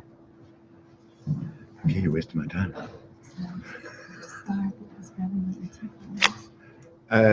Good afternoon. Is it out? Yeah, it's afternoon now. Huh? Mike's not on yet. Why does this happen all the time? Who shuts it off? Just loan me one, Frank. Yeah. Thanks. My focus is on Mexico. I promise not to start with the Toltecs and the Aztecs because there's not enough time, although they may be relevant. I wanted to start instead with a quote from former U.S. Ambassador to Mexico, Antonio Garza, who is currently of counsel at White & Case. He says, Mexico's fiscal resource crunch, along with sluggish global economic growth, have reoriented the government's short-term strategy and priorities. Instead of spending the higher tax and energy windfalls produced by the 2013 Peña Nieto reforms on special projects, the administration's time and energy now needs to include balancing the budget and cultivating alternative sources of revenue in an urgent fashion. The oil shock is also especially difficult for the state-owned oil company Pemex, which, when combined with slides in oil production within Mexico, saw its net revenue fall by 28% in the first half of 2015. This drop has decimated the company's investment budget, compromising its attractiveness as a dynamic partner for private investors, which of course is what most interests Antonio Garza, right? And White & Case. Historically, Mexico has garnered between 35 and 40% of its operating budget from Pemex and its oil industry. In 2016, projected cuts to the Mexican budget, the national budget, are $5.8 billion, about 1.5%. This was preceded last year by cuts of $13 billion from the government budget during 2015. Mexico's overall production of petroleum has slid to 2.25 million barrels per day, significantly lower than the 2.5 million barrels per day that it was producing just last year. Mexico has a declining oil industry. The price has dropped dramatically, and its budgets, right, which are heavily dependent, the government's budgets, which are heavily dependent on oil revenues from the state-owned enterprise, have plummeted precipitously. Next year, Videgaray, the Secretary of Hacienda, estimates that Mexico will have to cut out at least an additional $97 billion from its budget if it's going to balance its budget in any way. He has no idea where that larger cut is supposed to come from. So Mexico confronts a dramatic situation, and one that is going to get worse for President Peña Nieto over the next year or two. Next year's budget is based on an estimated price per barrel of slightly above $50 per day. It's not at all clear that that will be maintained. It could be. We've seen the price of petroleum drop to as low as $37. It's now well above 50, but it is unclear what will happen, especially as Iran comes on as a producer and other countries, right, compete among themselves, including Russia and Russia and Venezuela for additional market through added exports, because they are not going to take the punishment that Saudi Arabia has been handing out. If you look at it that way, Mexico confronts a dramatic situation, one that is going to have direct impacts on the ability of the government to fund public services, particularly for the poorest segments of the country. I was just in Mexico. One of the programs that is now targeted is Oportunidades, which is one that has raised some of the poor families in Mexico. Its budget is being frozen and probably cut back next year. This will be across the board in Mexico. So it's going to affect not only the way the government functions, but which social classes are benefited by government spending. The last in, right, or the last hired or the first fired. In this case, it will be the poorest segments of Mexico will probably be see imposed upon them the heaviest burdens over the next few years as these budget cuts dig deeper and deeper. Mexico has sought to increase its revenues through a series of reforms, most importantly, its energy reform under Peña Nieto, approved by the Congress in 2013. That reform does all kinds of things, don't have time to discuss it here, but the basic idea is to attract more private sector investment. Mexico has had 2 auctions since the passing of the reforms. It took some time to prepare them. The first auction, which took place in July of 2015, was extremely disappointing. With all of the available Gulf of Mexico blocks that were on auction, only 2 were picked up. 2 were picked up by companies that bargained for bargain basement prices. The lack of interest by foreign investors belies the huge interest that used to exist in Mexico and suggests that the sliding or skidding market in the international scene for petroleum has made multinational investors increasingly cautious about getting into Mexico. They did slightly better in the second auction that took place on September 30th. They were able ultimately to, if you like, unload 5 blocks, right, in the Gulf of Mexico. But in order to do so, they had to make massive concessions to the multinational corporations in terms of the division of profits, the conditions under which they operate, who is responsible for cleanups and other kinds of things, which, Mexico historically has been unwilling to do. The Peña Nieto government cut deals with these multinational corporations in order not to be left with egg on its face and with no bidders at all.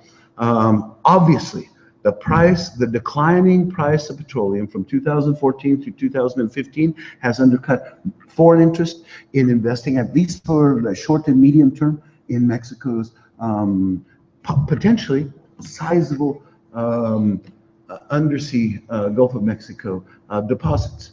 The United States Congress and many corporations in Houston and in other places, right, were keen for decades to get Mexico to lighten up, right, on its 1938 nationalization of the petroleum industry and its refusal to allow any kind of foreign involvement in the national patrimony, underground national patrimony. Peña Nieto has done something quite dramatic, almost miraculous in Mexico, right?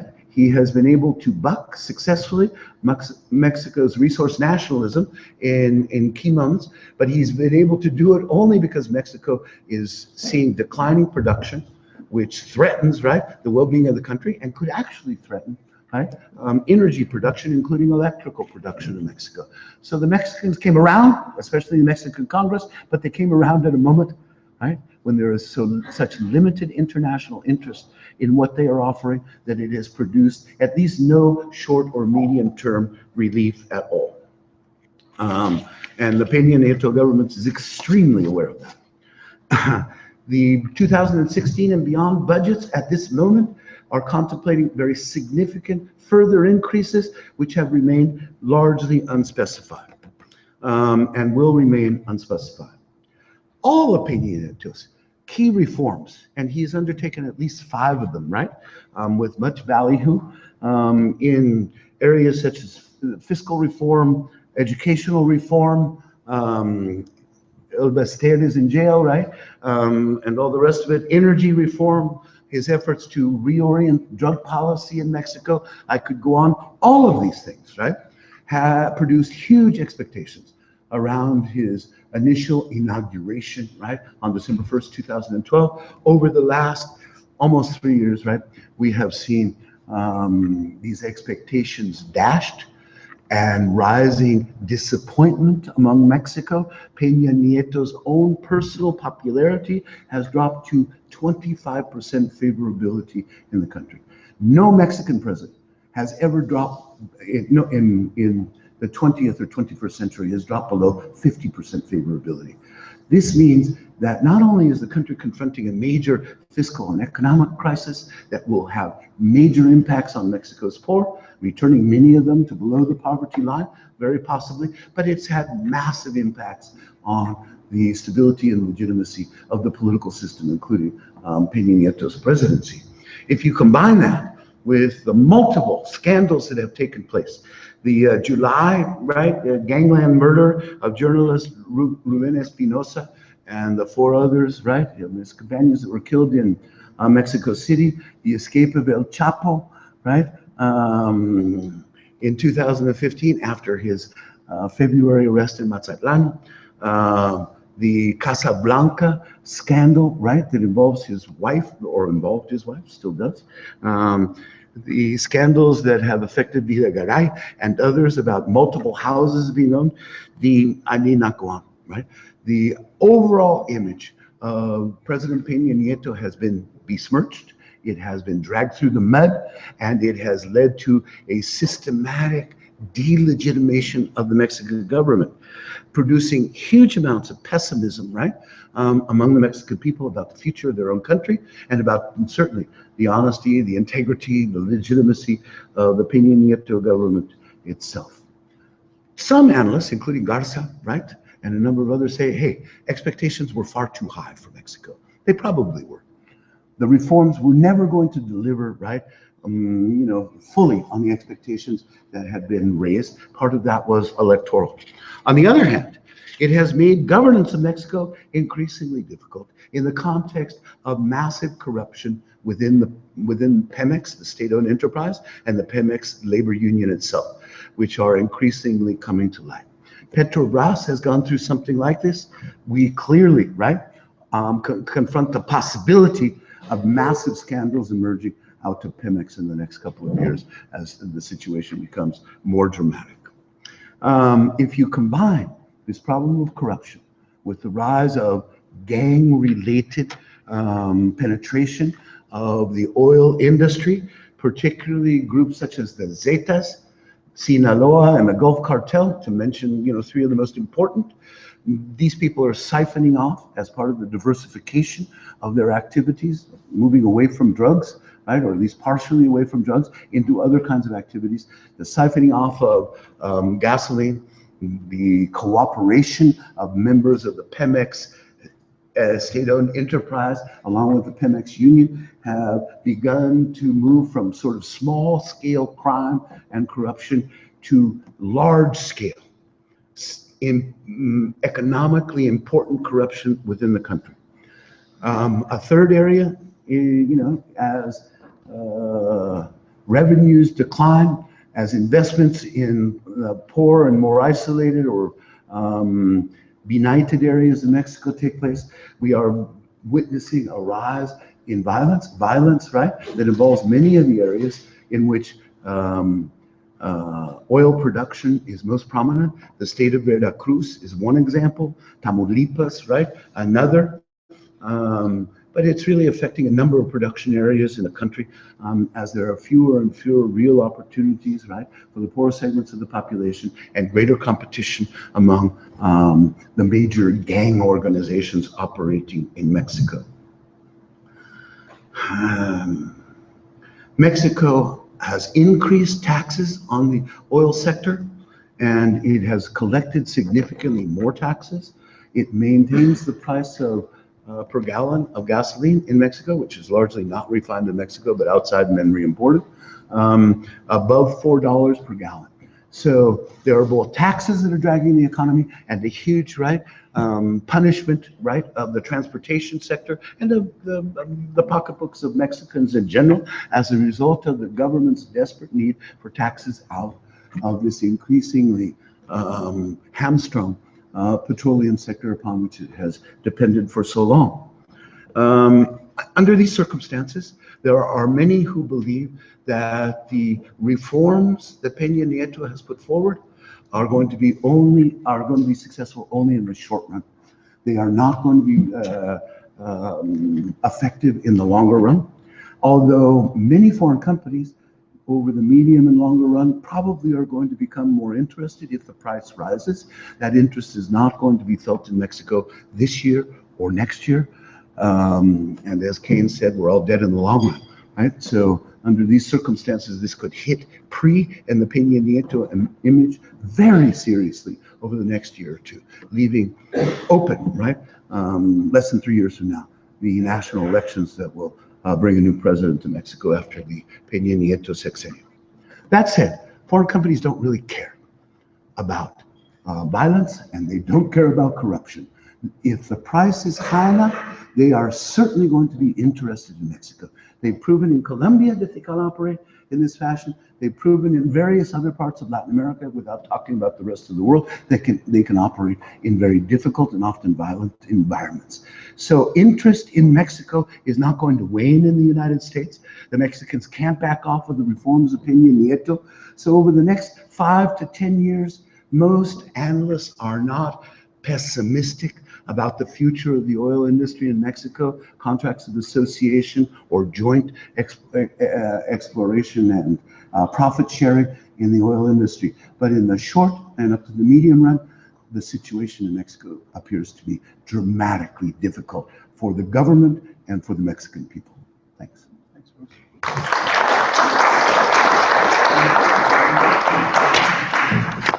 Bruce. So now we have our discussion starting with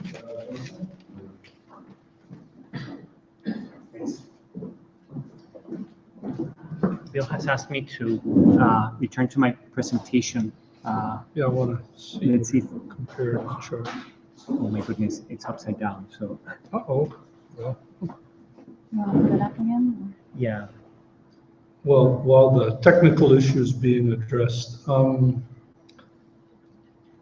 want to thank Bruce and Dina and the team for inviting me for the second year. I'm not an energy and not an oil person. I do Latin American comparative politics. And to avoid redundance and to save time, since we're running a little bit into the lunch hour, we have kind of a division of labor. So Gonzalo Vasquez will comment on the Colombia and Mexico presentations, and I'll focus. Do we have it? And I'll focus on Javier Corrales' comparative paper on Venezuela and Colombia with his two shadow cases of Brazil and Mexico, and Gonzalo Molina's paper on Argentina. Well, I've known Javier for a long time, so obviously I'm not surprised that he's presented us, even though it's a draft, with a very clear, well-written, sort of classic comparative politics paper. And I think the strength of his paper is that he challenges the conventional wisdom that the characteristics of the rents generated by the petro sector shape the regime in terms of democracy, rentier regimes, etc. And instead he explores the counter-argument. He reverses the causality, and that it's actually the nature of the regime and institutional arrangements that shape the performance of the petroleum sector. I'm going to skip a discussion of his dependent and independent variables and simply say that his data and the case studies, which he briefly presented on NOC performance in Colombia and Venezuela, clearly confirm, at least at this preliminary stage, his two hypotheses about institutional autonomy, checks and balances, and he didn't talk about it much, but the presence of the private sector in oil. And his two shadow cases of Brazil and Mexico, he clearly demonstrates, if we can ever get the table up, as intermediate cases with Petrobras. And then after Bruce's presentation, not a surprise, Petrobras, notwithstanding the Petrolón and all the scandals, outperforming Pemex. So the conclusion, as Javier says, has to do with an argument about the varieties of statism and the reversal of the direction of causality that we find in most mainstream arguments by political scientists and economists and others that his argument, which I'll overstate just a bit, is that oil does not cause democracy or autocracy, and oil does not necessarily give rise to rentier states. Rather, it's the nature of the regime and institutional arrangements, autonomy, etc., that put politics in command in shaping the performance of the oil sector. And I think that Bruce's presentation, although he didn't formulate it in precisely those terms, underscores that. I don't really have a specific critique for Javier. I would simply request that maybe in the comments that in anticipating Molina's paper, which argues that Argentina may become Venezuela-style petro-rentier state, ask Javier to extend his cases to include Argentina and perhaps Ecuador and Bolivia as well, noting that Kurt Weyland and others have discussed Ecuador and Bolivia as rentier states. My guesses about Argentina, not being an expert on the oil sector, is if we had his chart up, he looks at autonomy from the sector vis-a-vis the regime. I would put Argentina about 2.5. Within the YPF, the state petroleum enterprise, I would say perhaps somewhat controversially, autonomy is fairly high, surprisingly high, given what we usually think about the Cristina Kirchner government. Market orientation within the oil sector, I would put at least as medium at the moment anyway.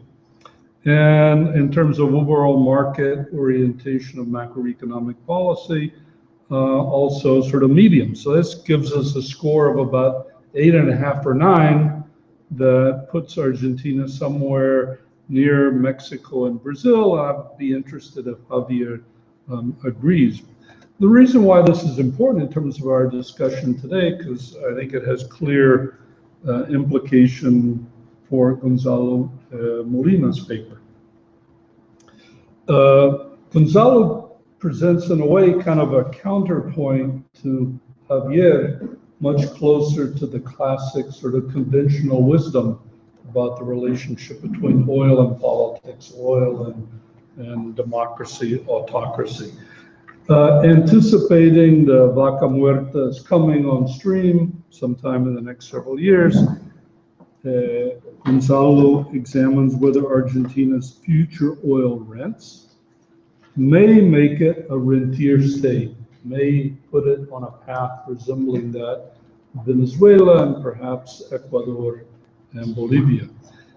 His main conclusion, which he didn't talk about too much in the oral presentation, but he makes some projections regarding possible oil revenues from future oil rents, and argues that while less vulnerable than Venezuela, and I would also less vulnerable probably than Ecuador or Bolivia, or certainly less vulnerable, that Argentina is not immune to catching the Dutch disease, the resource curse, and as he puts it in the paper, Argentina is capable of becoming a rentier state.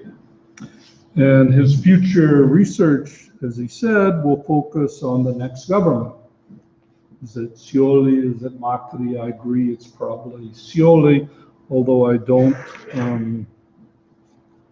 necessarily believe that that leads to the dire implications, at least in the paper, that he advances in terms of transforming Argentina into a rentier state.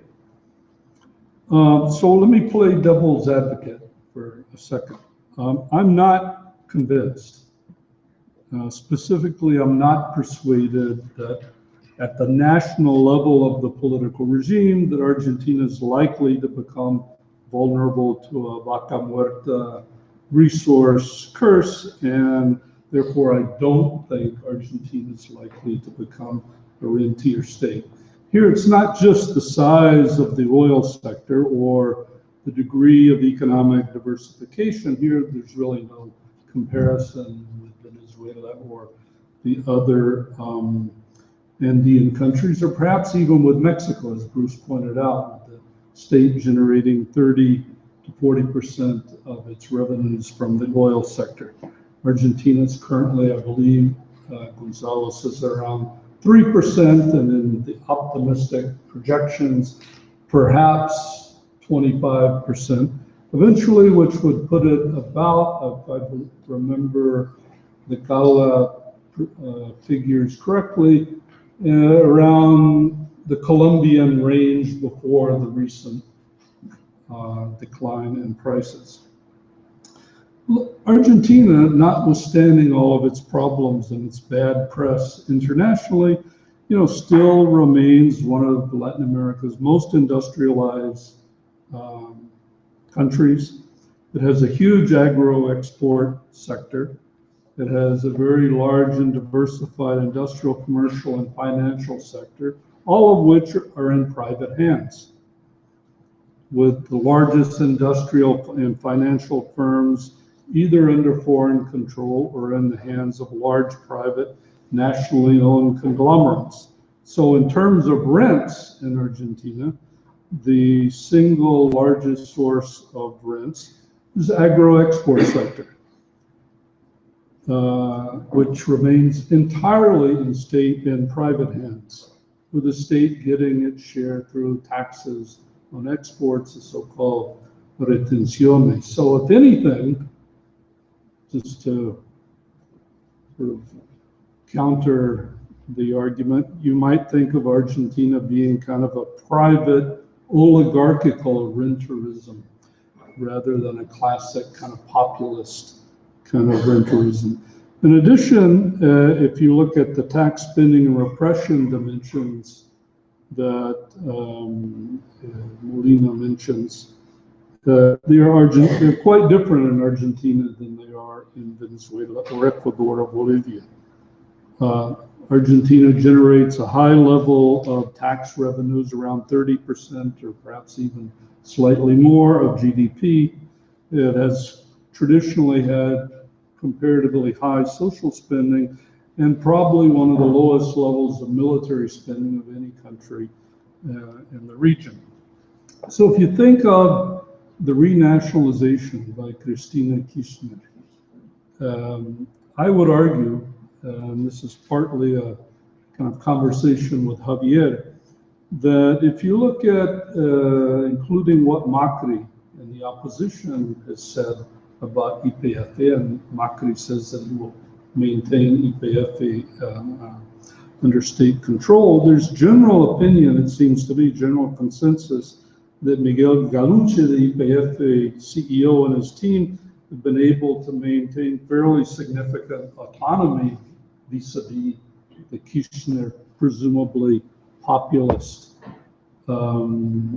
executive, and that internal operations, sort of the dimension of internal, we finally have it up there, the kind of within the NOC autonomy has also been fairly considerable and with fairly widely recognized significant technocratic expertise. In other words, YPF after renationalization has been fairly competently run.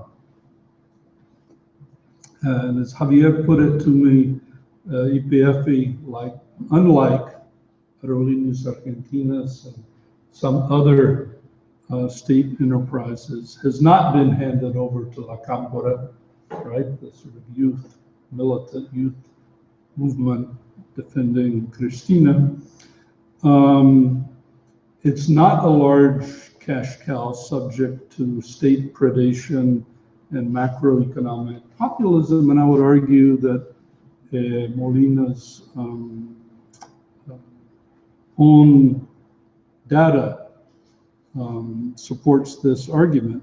He talks about, given the international financial constraints with Argentina, with the vulture funds, etc., Argentina to fully exploit the Vaca Muerta will need something like $200 billion of investment.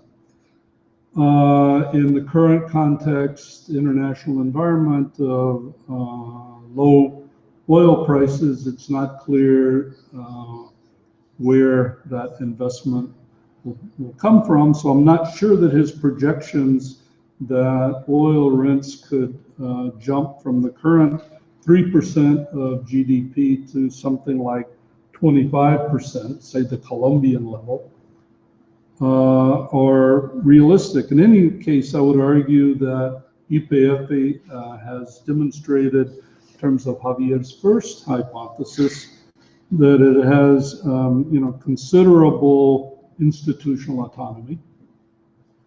And second, in terms of his second variable, that the private sector presence, particularly the private international oil company presence, is likely to be significant in the future, given the need for private investment to fully bring Vaca Muerta on stream. I've got lots of other kind of inside baseball comments that I'll share with Gonzalo, but I think that these two papers really do us a major service, and also for the edited volume. I think they frame the debate really well. In that sense, they're quite stimulating, and I think contribute to a very interesting future debate on the political economy of the oil sector, and in particular, I would argue for deepening and broadening and reversing the causal arrow and looking at the important role that regimes and institutions, and here Bruce's comments about Mexico underline this, play on the performance of the oil sector in resource-rich countries. That is, going beyond resource endowments, going beyond geography, and to examine the political determinants of the performance of oil. Thanks.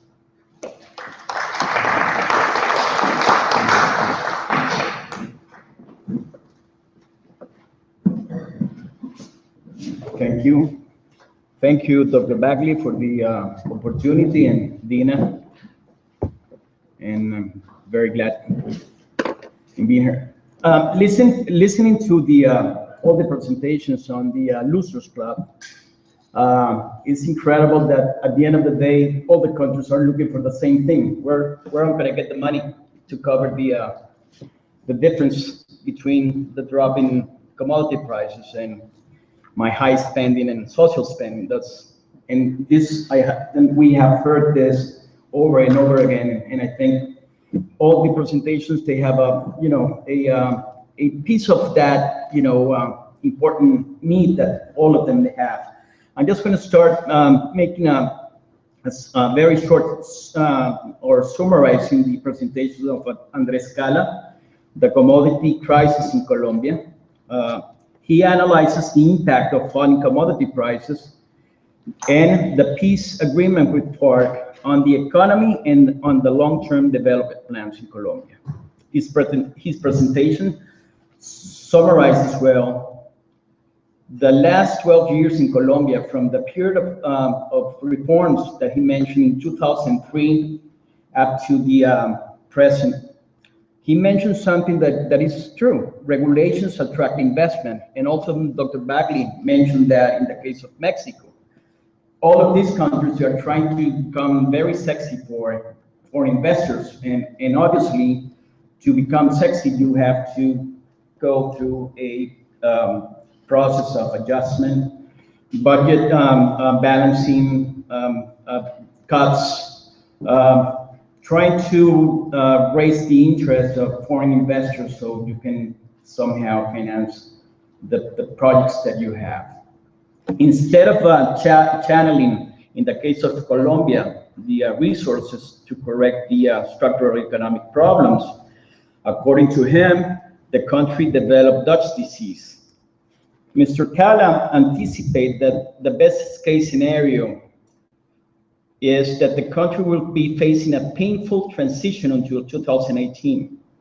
Higher deficits are predicted, and the government relies on the effect of devaluation, which is not sufficient in this case. Privatizations and financing the deficits with new debt, Colombia, even with that, will be short. One area that Mr. Cala has mentioned is the implementation of immediate policies in the energy sectors, including first, more seismic studies on potential reserves. Second, reinforce the National Hydrocarbon Agency.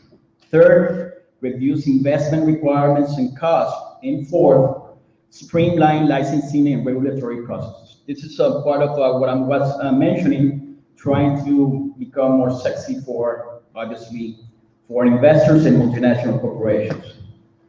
My comments on to Mr. Cala will be first, that he might consider adding what are the potential results of the Trans-Pacific Partnership Trade Agreement on Colombia, that I think that could have some effects. And second, if Mr. Cala considers that Colombia will be facing the typical paradox effect of implementing austerity measures, the big question will be, can we expect similarities when implementing austerity measures to what happened in Venezuela back in 1989? Taking into account that Latin American political economy in the neoliberal age must depart from the premise that it is not possible to discuss market-oriented restructuring as if this were a process of free politics. So I think that's very important in the case of Colombia. On the other hand, I would like to pass to the presentation of Dr. Bagley. Again, the problem of Mexico developing a very important crisis because of the commodity drop. The first thing he mentioned, that Mexico has to balance the budget. This is the first thing that they have to do. He also mentioned that historically Mexico has depended heavily on oil revenues. The cuts are obviously needed very urgently, and he mentioned also that another problem that Mexico is facing is the drop of oil production from 2.2 millions of barrels a day that came down from 2.5. Obviously, this declining of production probably is similar to what's happening in Venezuela, which is the lack of investment resources to continue with the investment to increase production. Something that I want to mention also is that Dr. Bagley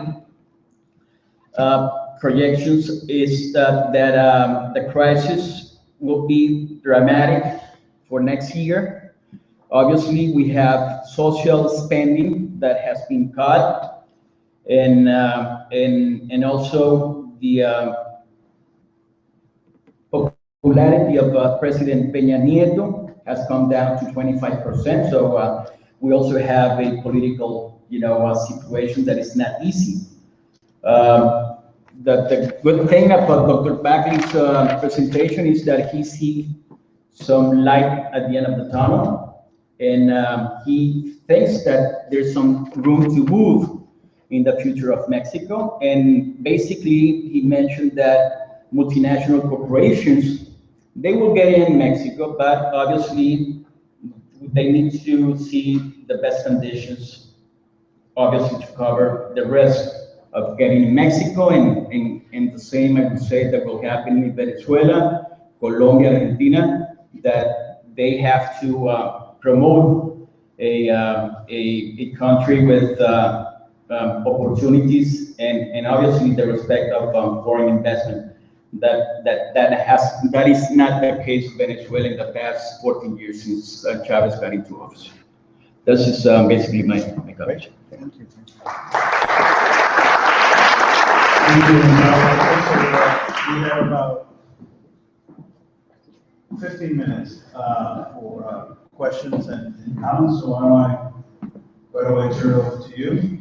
Yes. That's right.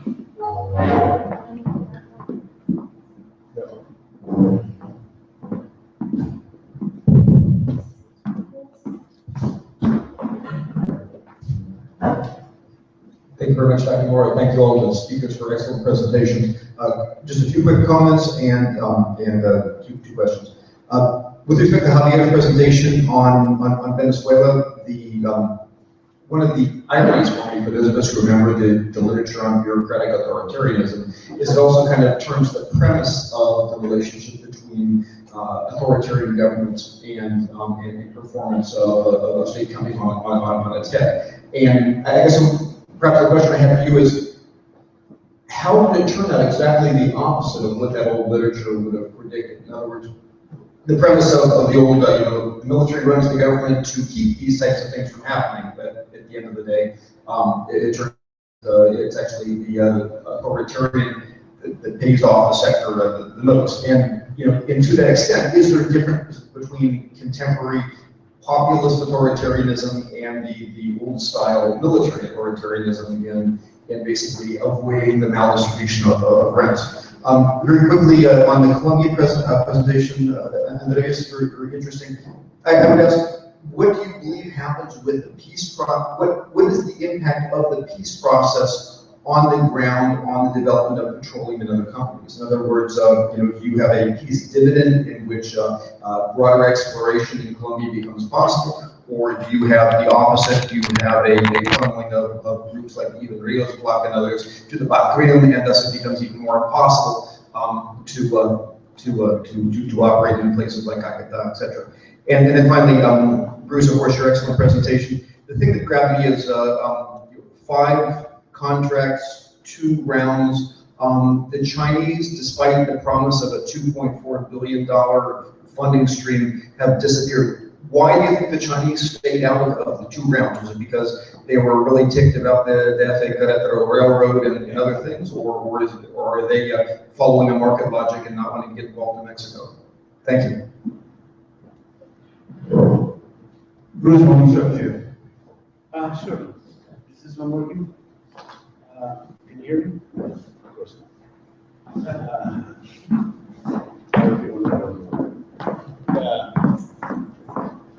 Thank you. Great question. I actually think it's a combination of both with regards to the Chinese. I think that the Chinese do not need, right now, to get heavily involved in Mexico because their demand has gone down. They see the Peña Nieto government as one that has been contaminated by his wife's scandal. And as you recall, the contractor was a Chinese firm, that gave a $70 million house, on credit to the wife. And then the wife said, well, I sold it, the problem's solved, It was great. She made a boatload out of all that, and the Mexican people at this point are up to the coronia with the Peña Nieto family scandals. So the fact that they don't really need it, demand is down, the fact that they have invested heavily in other countries, especially Venezuela, They give them a lot of money, and the fact that they do not want their image publicly tarred and feathered anymore, because they have been tarred and feathered in Mexico, as operating on the old corrupt basis of providing clientelistic networks, bribes, mordidas, to the presidential family in order to gain favors on the building of quota highways and that kind of stuff, and railroads in Mexico. So I think the combination of factors has made them quite cautious. But overall, in Mexico, as well as in the rest of the region, there is just less interest on the part of Chinese and foreign companies in investing in a number of these areas given the current downturn, the desplome del precio. Ben, I'll let you answer the first part. Thank you very much, Evan. I haven't thought about the bureaucratic authoritarian model in many years, so thank you for refreshing my memory. The model in Udano's piece, if I remember, is imports substitution industrialization goes into some kind of a crisis that requires the military to come in, and they go in with the idea that they're going to be able to fix things and make things worse where before it's a structuralist argument, and I am not making a non-structuralist argument saying that institutions matter, but I think perhaps thinking about the difference in the way that this pertains to petroleum. In the 60s and 70s, Latin America was very committed to protectionism. And what is remarkable is that this round of statist populism in the oil sector has not been that committed to protectionism. Even Venezuela is remarkable that it has definitely tried to exclude private actors, but it hasn't excluded all non-state actors. It has invited a lot of foreign direct investment. So that's what is a big change this time. And so Mexico was very behind its ban on allowing private actors to come in was a bit of an archaic element that they had just fixed. But even Hugo Chavez was very open, maintained a certain degree of openness in the oil sector. And so that is an element of check that even Venezuela maintained that wouldn't have been present in the 60s and 70s under the UN. Just an additional thought. You recall Donald's argument about import substitution. This underlines my comments about Molina's paper. Venezuela is well known historically for one of the relatively wealthy countries that is, in its modern history, always been a petrostate and never advanced very far in terms of import substitution. It's more about the distribution of rents and favored access to foreign exchange for the importation that replaced the need for easy import substitution. So I think that the argument really underscores the importance of the nature of the regime rather than the nature of strictly economic or natural resource endowments. Evan, about Colombia, the peace process, yes, I didn't mention in the presentation, but in the new prospects that the government is trying to convince now, is looking towards 2030. It just so happens most of the area they're going to put up for exploration is in Putumayo and Tacna. So yes, obviously the government is looking to. That's right. and one of the interesting ideas that I, along with other people, have been putting out there is that what do you do with 10 to 15,000 guerrilleros? You can't just tell them to go grow potatoes, obviously. You know, or right. So one of the options that is being floated out there, of course, there's a lot of secrecy, as you can imagine, is having these guerrilleros train them, as in these technical capabilities to instead of bomb the pipelines, to prepare them, to protect them, to actually work in the oil and coal industry, the commodity industry, mining industry in general. And peace development, there's one point I think it's kind of summarizes a lot. We said in any case, companies don't go where it's nice, or they go where there's money to be made. It's fairly simple. And will they go to Colombia?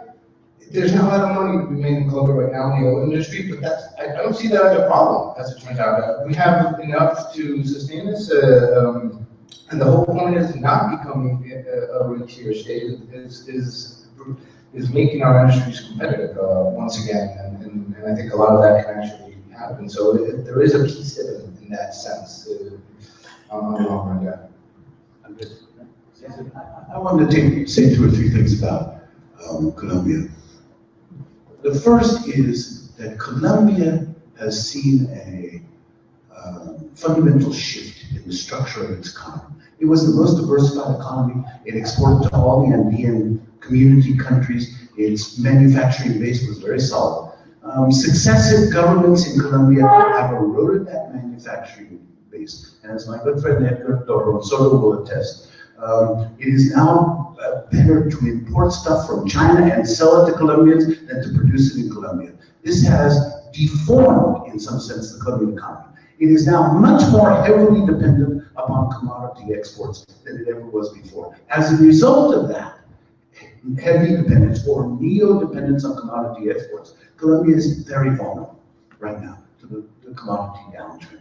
And this has affected the government's budget and projections for growth and all kinds of other things. It's not going to lapse into negative growth, but it is really quite clear that they have estimated downward several times and cut the Mauricio Cardenas has cut the budget several times, right? In the last year and a half, I've been to Colombia a number of times. I've even listened to him say this. Okay, that's it. The peace process, according to the IMF, is going to require some $45 billion. When the peso was relatively strong at 1,800 to 2,000, was going to require 90 billion pesos in the first 10 years. Right? The peso has now slipped from 1,800 to 3,100 as of the week before last when I was in Colombia. Where is the money going to come from? Will there be a peace dividend? No, right? There's not going to be enough money to finance the peace process in Colombia. They are going to have to raise taxes. And in order to achieve the peace discipline, there first have to be on-the-ground concrete results of demobilization and limited conflict. In my own work, I have focused on the reconfiguration of organized crime, which has penetrated the oil sector in Colombia as it has in Mexico, and the rise of the Urabeños. So I'm extremely worried that the post-conflict period in Colombia is going to cost more than the Colombians can afford and more than they can possibly get from abroad, and that it will be increasingly conflictual rather than peaceful. Okay, Eric, I think we're moving to lunch. Dina's turning. Very quick question then. Is production decline inflection points, and this is to Javier and Andre. In Colombia, I agree with what Bruce is saying. The success of the oil industry in the early 2000s was this dramatic change in fiscal policy, which was brought on by the fact that Colombia was about to become a net oil importer in its first time in its history, and that got them to thinking real hard. That's also what's happened in Mexico more recently, because they're in a similar sort of situation. So just wonder what your comments are on. To me, it seems it gets to a certain point, and then all of a sudden it's alarm, and then we turn it around and come up with very sharp. Trinidad, for online, maybe in a similar situation right now. So just wonder if you can comment on that. No, I think you're right. I think at some point it becomes such an inescapable crisis that things are can turn around. Even in Venezuela now, if you look at the past few years, the government is treating the oil sector much better now than it ever did under Chavez. So you're right. We never know where the bottom is really, but clearly once it reaches a certain crisis level, one can see a recovery. But sometimes the crash of the system is so profound that the recovery is much harder the deeper the crisis. So this is the paradox that I would add to your point. Yes, the deeper the crisis, the greater the incentives, but also the tougher the meditation. And so it's not going to be a rosy bounce back that one could imagine, that it's just a matter of waiting for things to happen.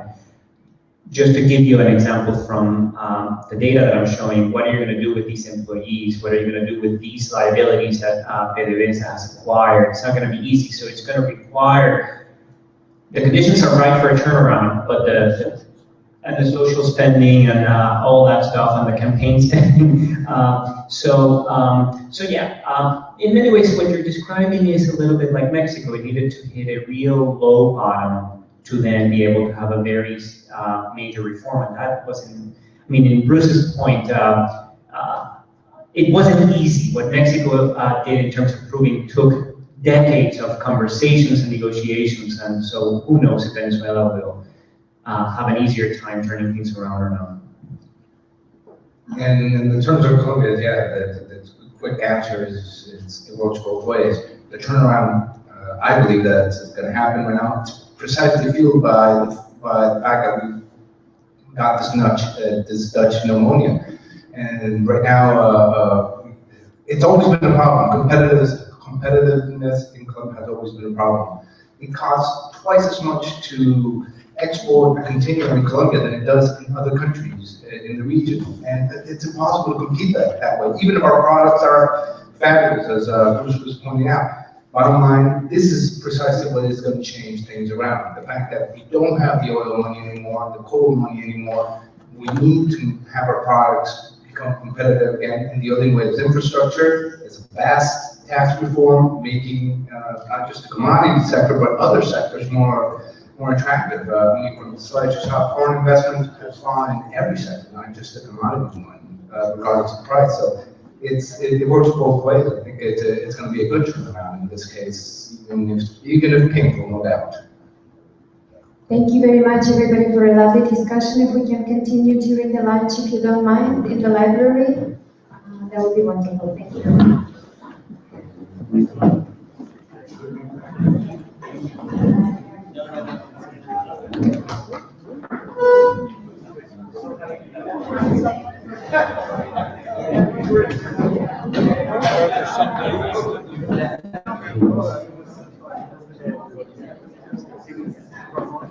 I got you up here.